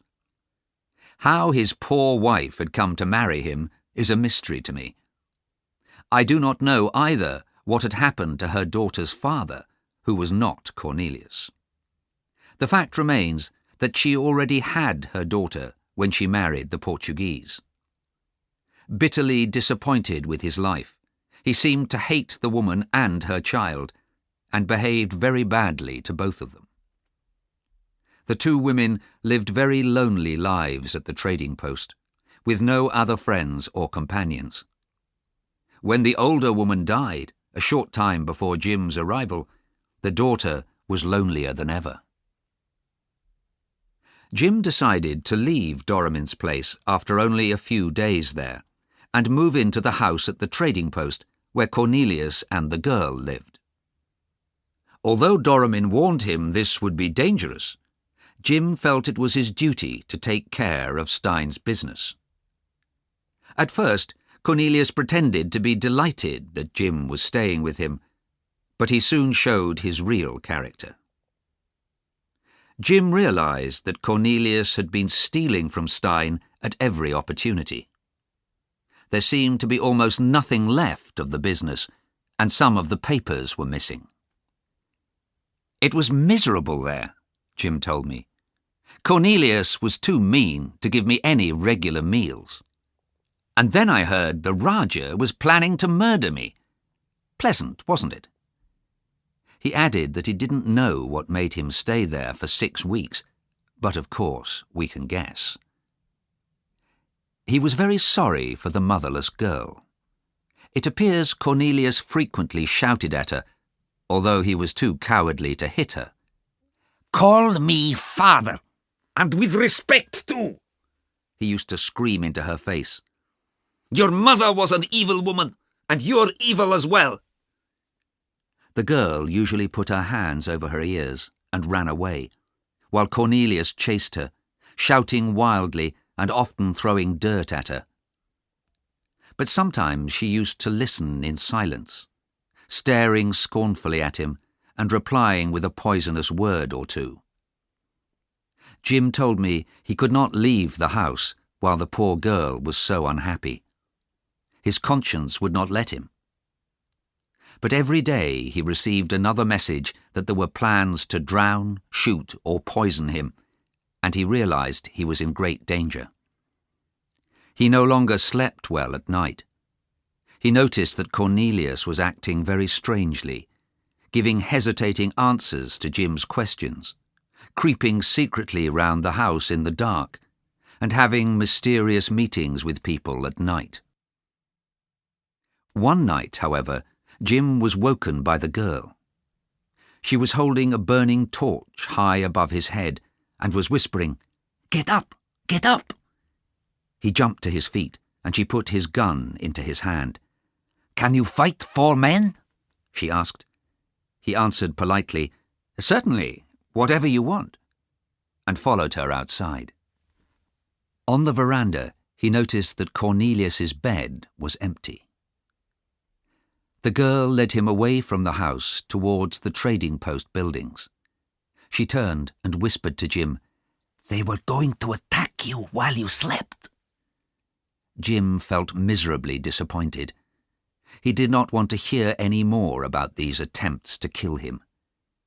He had only come outside with her because he thought she wanted his help.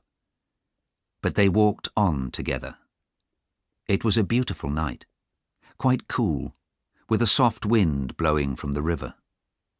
Remember, my friends, this is a love story I am telling you now. The girl stopped outside one of the buildings and held her torch up high like a flag. "They're in there, waiting for the sign," she whispered. "But you have been sleeping so restlessly. I watch you every night." "You've been watching me?" Jim felt first surprised, then delighted. But at that moment, a movement caught his eye, and he saw a dark figure move quickly past.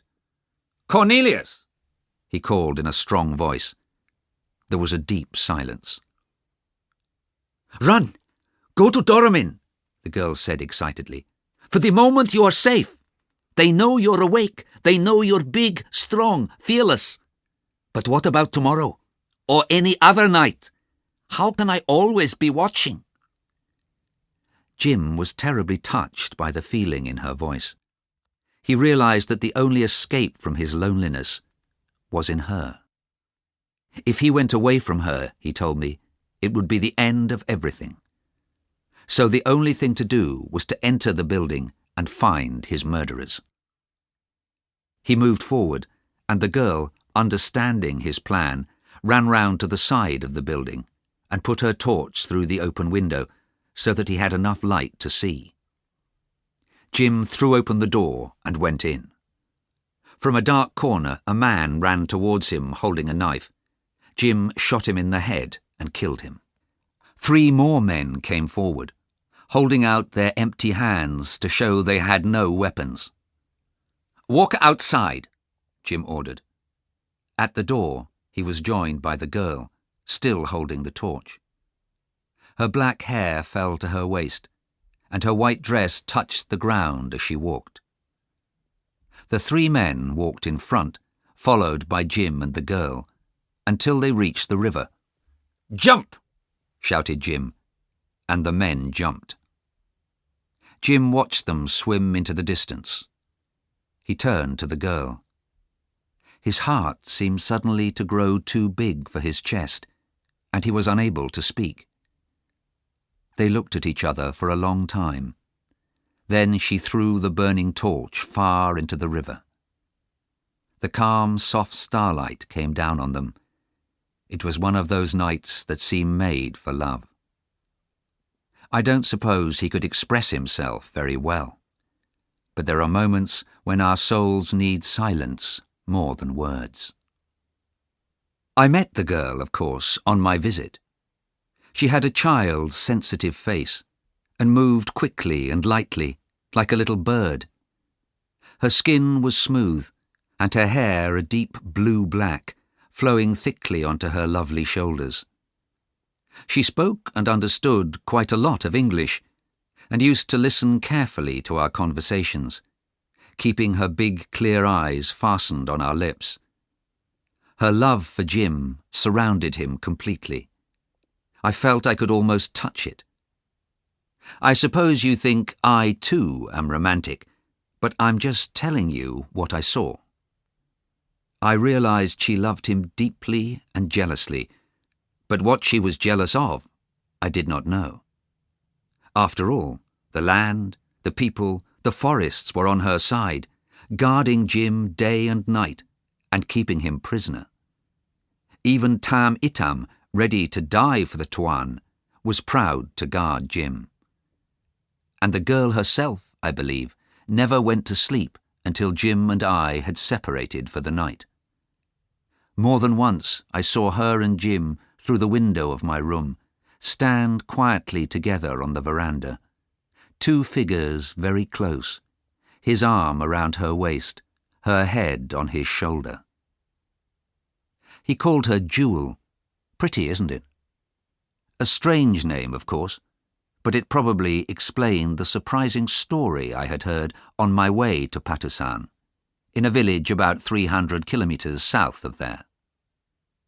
Local people told me that the mysterious white stranger who had taken control of the area had discovered a very large and valuable jewel.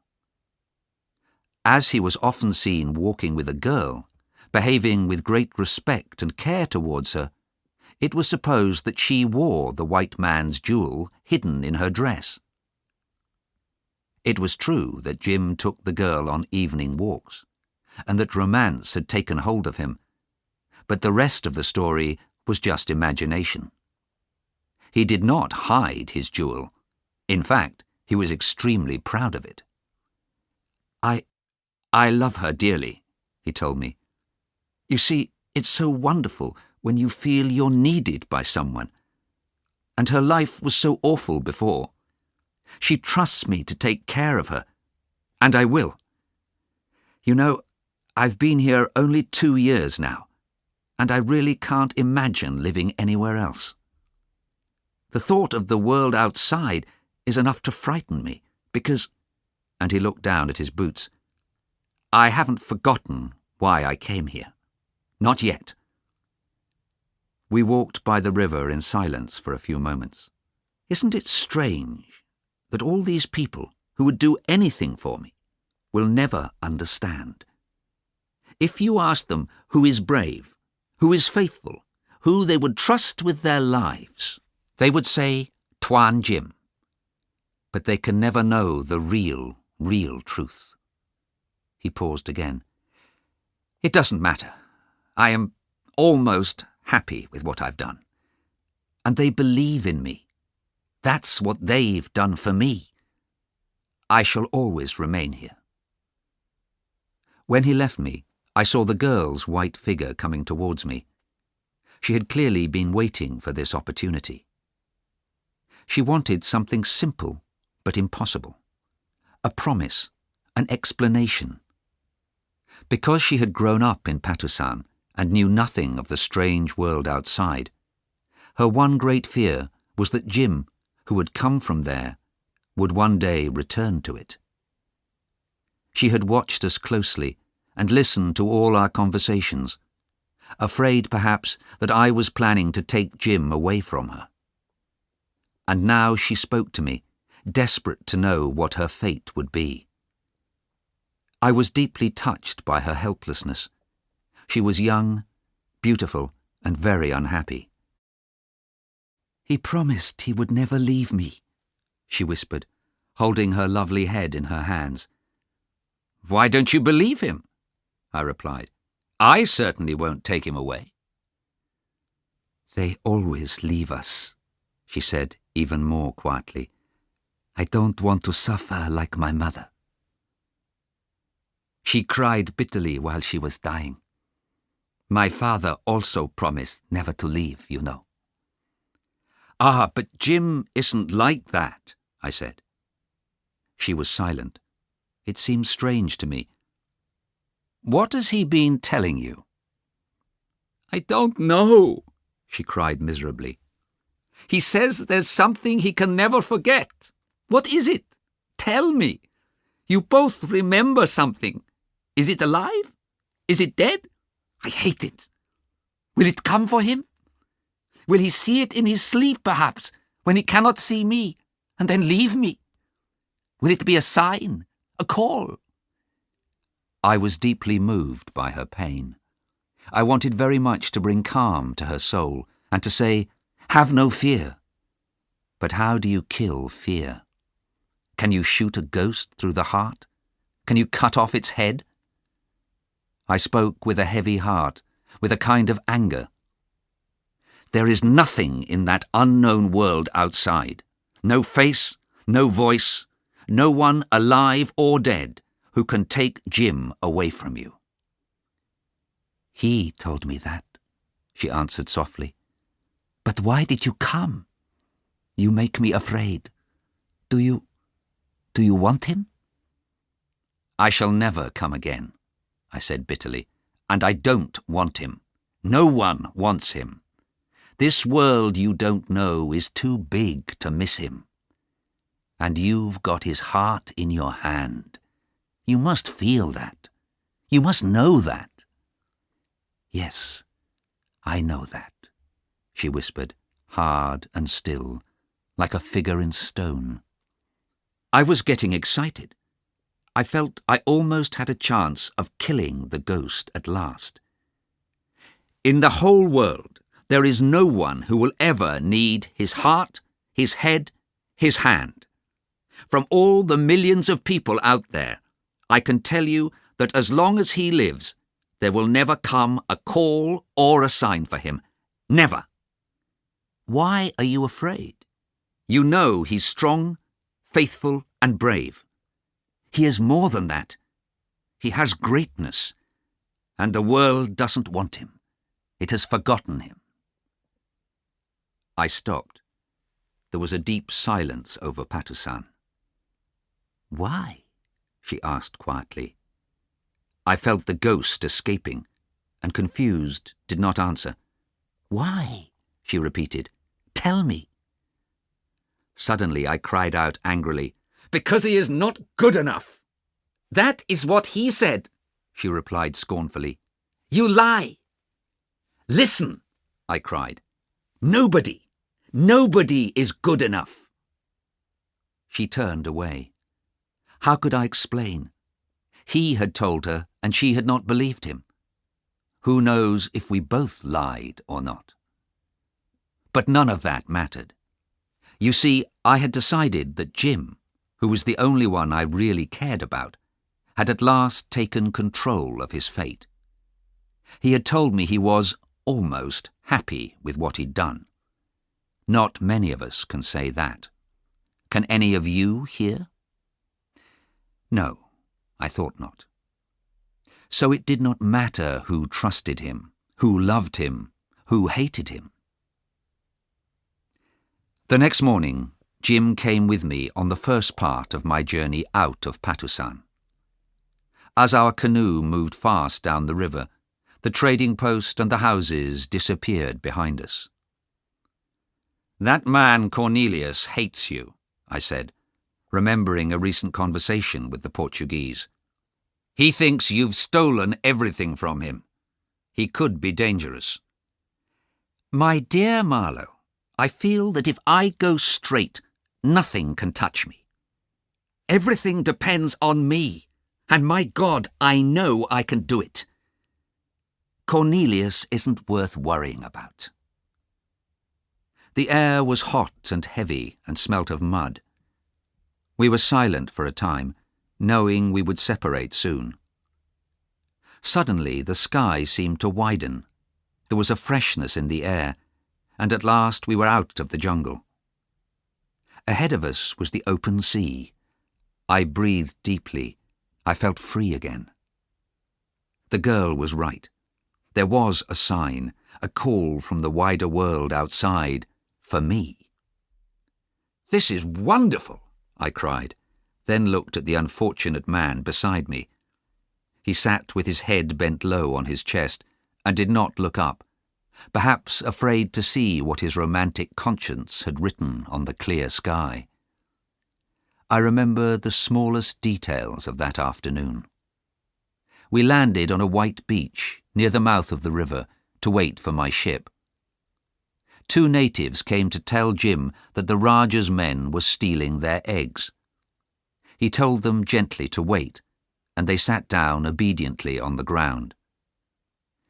"You see, I can't go away," he said to me.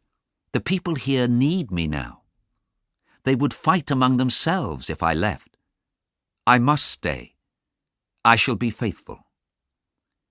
I remembered Stein's words, "Follow the dream to the end." "And there's Jewel," he went on. "She's everything to me." "When shall you and I meet again, I wonder?" "Never, unless you come out," I replied. He didn't seem very surprised. He was quiet for a while. "Goodbye then," he said after a pause. "Perhaps it's best this way." We shook hands, and I walked to the ship's boat, which by now was waiting for me in shallow water. "Will you go home again soon?" asked Jim, just as I was getting in. "In a year or so, if I am alive then," I said. The boat started moving away from the beach. Jim, at the water's edge, spoke louder. "Tell them—" he began. I ordered the boatman to stop rowing and waited. "Tell who?" Nothing," he said, and waved us away. I did not look at the beach again until I had climbed on board the ship. By that time the sun had gone down and the coast looked very black, but I could still see Jim on the beach. The 2 natives were standing close to him, no doubt telling the White Lord about their miserable, difficult lives, and he was listening patiently. They soon disappeared in the growing darkness, but Jim remained, white from head to foot. He had the sea at his feet and the opportunity by his side, still hidden from him. What do you think, my friends? Was it still hidden? For me, that white figure in the stillness of coast and sea seemed to stand at the heart of a great mystery, catching all the light left in a darkened world. And then, suddenly, I lost him. Chapter 8. The end of the story. With these words, Marlowe finished speaking, and the men around him got up from their armchairs. They did not seem to want to discuss the story, although it was incomplete. And only one of these listeners ever heard the last word of the story. It came to him more than 2 years later in a thick packet containing many pages of writing. He had returned to dark, rainy England and knew he would never go back to the East. But the packet made him think of distant seas under a bright, hot sun, and faces and voices from the past. He opened Marlowe's letter to him and began to read. I don't suppose you've forgotten Jim. You alone have shown interest in him, although you did not agree that he was in control of his fate. Well, you must judge for yourself now. Here is Jim's last message to the world.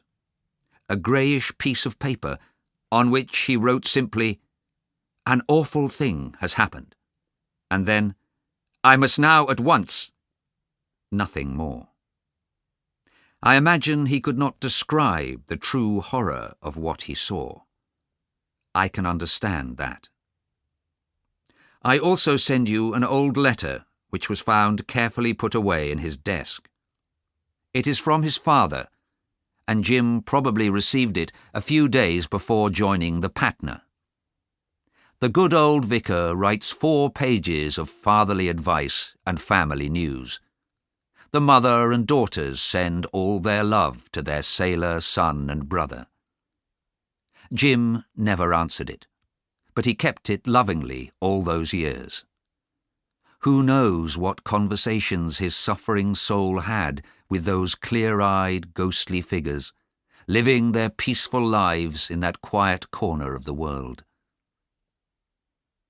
And in the rest of this letter, I will tell you the end of Jim's story. It is a real adventure, romantic beyond the wildest dreams of his boyhood, but with an ending that seems in some way unavoidable. Something like this had to happen. I have found out almost all the details, but I wonder how Jim himself would tell the story. It is hard for me to believe that I shall never hear his voice again, or see his fresh, young, excited face. About a year ago, I arrived at Samarang and went to visit Stein as usual. I was surprised and pleased to see Tam Itam, Jim's servant, at Stein's house, and hoped that perhaps Jim had come on a visit. But as soon as I met Stein, I realized something was wrong.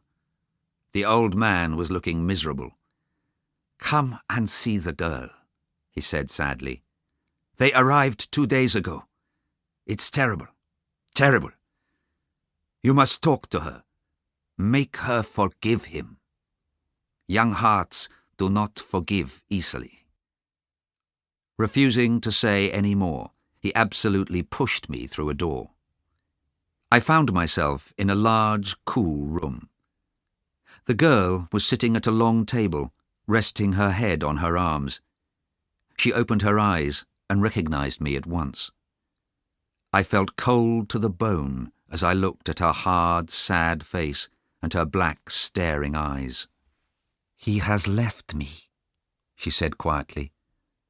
"I wanted to die with him, but he refused. Ah, you men are unfaithful. What makes you so bad? I shall never cry for him. Not one tear. He could see my face, hear my voice, and he still went away from me, driven by some evil thing he had heard or seen in his sleep." I was bitterly disappointed. "You must forgive him," I said. "We all want forgiveness." My voice sounded strange to me. Her frozen face did not change, and she made no sign as I left the room. I was glad to escape, and went to find Tam Itam, who told me as much of the story as he knew.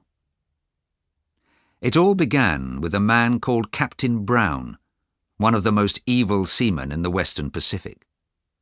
From Cape York to Eden Bay, he was famous for cheating, robbing, and murdering. He was a cruel, violent, and proud man, with no idea of duty, conscience, or honour. At this moment in his life, he was also desperate, because he had not earned much from his recent adventures, and his men were hungry and tired. They had stolen a Spanish ship and were sailing it across the Java Sea towards the Indian Ocean, when suddenly Brown realized that Patusan would be a good place to get food and water. Perhaps he had heard of it as a largish village up the river, or perhaps it was just a name on his map. Anyway, they left their ship at the mouth of the river and took the ship's boat up to the trading post. However, the headman of the fishing village at Batu Kring had managed to warn the Patusan people, who started firing their guns as soon as Brown's boat appeared. Brown angrily ordered his men to fire back. He had not been expecting a fight. He noticed the creek, which Jim had jumped over in his escape from the Raja's men, and told his men to row into it. They landed and climbed a small hill, which gave them a good view of the village and the Raja's stockade. They cut down some trees to make their own stockade and waited for the natives to attack in the growing darkness. The people of Patusan were frightened and confused. Their white lord was away in another part of the country, so it was Dain Waris who had ordered the shooting. Women and children left their homes and crowded into Jim's house, where Jewel was in control. She also kept the ammunition while Jim was absent. Doramin, his son, Jewel, the Raja's advisor Kasim, and all the local chiefs and headmen met in Jim's house to decide what to do. Jewel and Dain Waris wanted to drive away the white men, but Doramin only seemed interested in keeping his son safe. Kasim was playing a clever game, hoping that these white men would attack and defeat Doramin's men before Jim returned. Meanwhile, he smiled and listened, pretending to offer the Raja's help against the white men.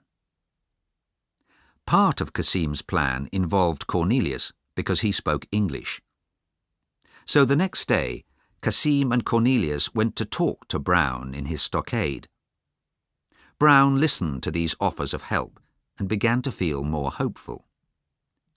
He had come to Patusan just to steal food, but perhaps here was an opportunity for him. Perhaps he could take control of Patusan and make himself a rich man. He would work with this white man they called Tuan Jim, for a while anyway, until it became necessary to kill him. This indeed was Cornelius's advice.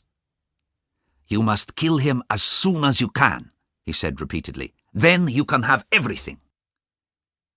While this was happening, Dain Waris's canoes went silently down to an island at the mouth of the river.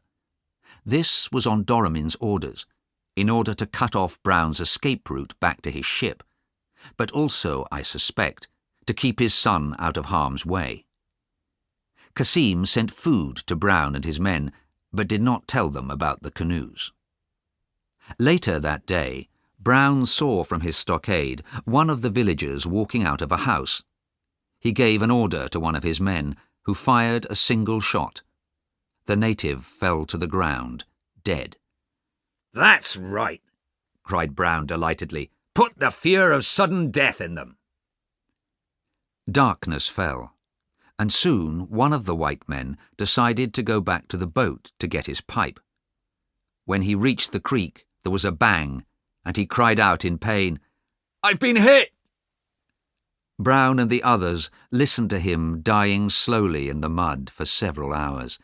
They knew they could not help him. At last it was morning, and Brown saw a group of Malays coming towards the creek, with a tall white man in the middle of them. Jim had returned to Patusan during the night, to the great happiness of the villagers, and was coming to talk to Brown. "He'll come and order you to leave his people alone," Cornelius had told Brown. Soon Jim left the villagers behind and came on alone. Brown went down to the creek to meet him. He knew at once that he and Jim would never understand each other. Jim's clean white clothes, his honest eyes and confident look made Brown hate him immediately. They spoke to each other, two men completely opposite in character, separated only by a muddy creek. Most of the time Jim listened while Brown talked, choosing his words carefully. He knew nothing of Jim's past, but he was extremely clever at finding the weakest place in a man's soul, and by an evil chance he found his way to Jim's. "You can't blame me for shooting that native last night," he cried. "If you have to save your own life in the dark, you don't care how many other people die, do you? I know I've done wrong in the past, but what about you? Why did you come and bury yourself here? You're no better than I am. Don't be a coward. There are 200 of you to every one of us. Either come and fight us or let us go." Jim's face was like thunder. Finally, after a long silence, he replied, "Well, if you promise to leave the coast, we will let you go, and not fire on you unless you fire first." He turned away. The conversation was at an end, and Jim went back to the village to speak to Doramin and the headman. Some of them were doubtful about allowing the white men to leave. "They are cruel, evil robbers who have killed one of us," they cried. "We should kill them." But Jim said gently, "They have done evil things, certainly, but fortune has not been kind to them. Men can act badly sometimes and still not be completely evil. It is best to let them go with their lives." He paused, then went on. "Have I ever given you bad advice? Trust me. I am ready to answer with my life for any harm that comes to you if the white men are allowed to go." All the headmen gave their opinion. Most of them simply said, "We believe Tuan Jim. We will do what he advises." And so it was agreed. Brown and his men were allowed to leave the hill, get into their boat, and row out of the creek into the river. That evening, Jim sent Tam Itam down the river with a message for Dayin Waris. "Tell him that his men must not fire at the whites when they leave. That is the agreement here." "It is an important message," said Tam Itam. "Give me a sign for Dayin Waris, so that he knows these words come from you." Ever since Jim came to Patusan, he had worn Stein's silver ring. Everyone knew the ring, as it had been Doramin's present to Stein long ago. Jim now took it off his finger and gave it to Tam Itam as a sign for Dayin Waris. The next morning, Jim stood outside the Rajah's stockade, watching Brown and his men leave Patusan in a thick grey mist. But on board Brown's boat was the evil Cornelius, hiding under a sail. He was disappointed that Brown had not killed Jim, and he had decided to take his revenge in a different way. He had promised to show Brown another creek, which led to the small island further down the river, where Doramin's son and his men were waiting with their canoes. It was easy for Brown, who saw the chance to take revenge for his own misfortunes. Dayin Waris and his men, with Tam Itam, were watching the bigger creek and did not expect anyone to attack from the narrow creek behind them. When Brown's men fired their guns, several natives fell, including Dayin Waris, who was shot through the head. The others ran away screaming with fear. The white robbers were never seen again in Patusan, but it was known that their ship sank in the Indian Ocean a month later. Cornelius also died, because Tam-e-Tam saw him on the island and realized what he had done. The narrow creek was impossible to find without help from someone who knew it. Cornelius tried to escape, but Tam-e-Tam killed him with his knife. This done, Tam-e-Tam hurried back to his canoe to take news of the disaster to his lord. At first, Jim was angry. He wanted to chase the robbers and began to give orders about collecting men and boats, but Tam-e-Tam hesitated. "Forgive me, Tuan," he said, ashamed, "but it is not safe for me, your servant, to go among the people." Then Jim understood the awful truth. He had run away from one world, and now his new world, the one he had made with his own hands, was falling around him. He sat silently like a stone figure while Tam-e-Tam talked of fighting and the girl talked of danger. Who can tell what thoughts passed through his head? I think it was then that he tried to write to somebody and could not finish the message. Loneliness was closing on him. People had trusted him with their lives, but they would never be able to understand him.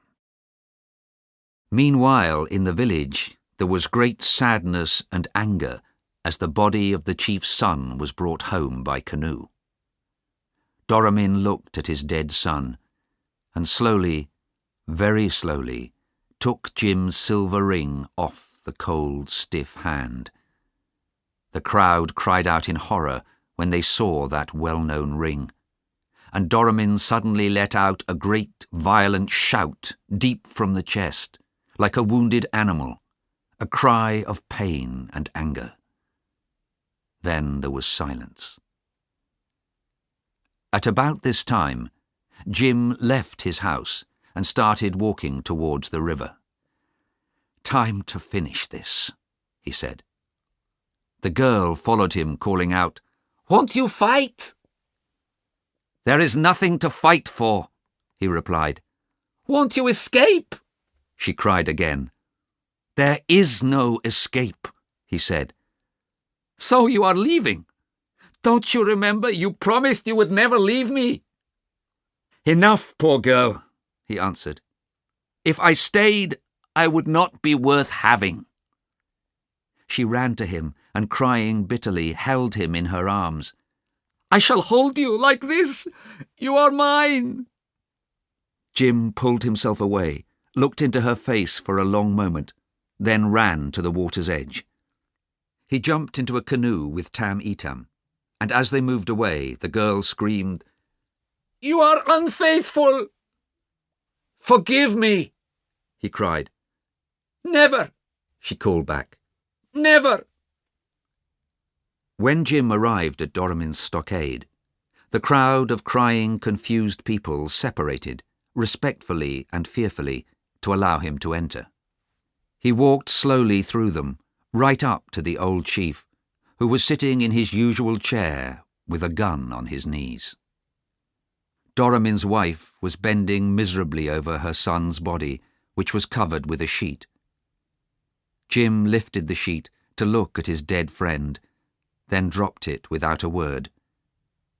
He waited for a moment, then said gently, "I am responsible. I come in sadness, with no weapon. I am ready." The heavy old man was helped up from his chair, and the silver ring which Jim had worn so proudly fell to the floor. With an expression of mad pain and anger on his face, Doramin stared at Jim standing stiffly in front of him. Then, looking him straight in the eyes, he lifted his gun and shot his son's friend through the chest. Jim looked proudly and bravely round at all the staring faces. Then, with a hand over his lips, he fell forward, dead. And that's the end. He disappears under a cloud, mysterious, forgotten, and much too romantic. Perhaps in that last short moment, He saw the face of his opportunity waiting for him like an Eastern bride. He left the arms of a living woman who loved him to marry the shadowy ghost of imagined honour and duty. Is he completely happy now, I wonder? We ought to know. He is one of us. Was I so very wrong, after all, to believe in him? Who knows? He is gone, and the poor girl is living a soundless, frozen life in Stein's house. Stein looks much older now, and is feeling his age. He often says he is preparing to leave all this, while he waves his hand sadly at his butterflies.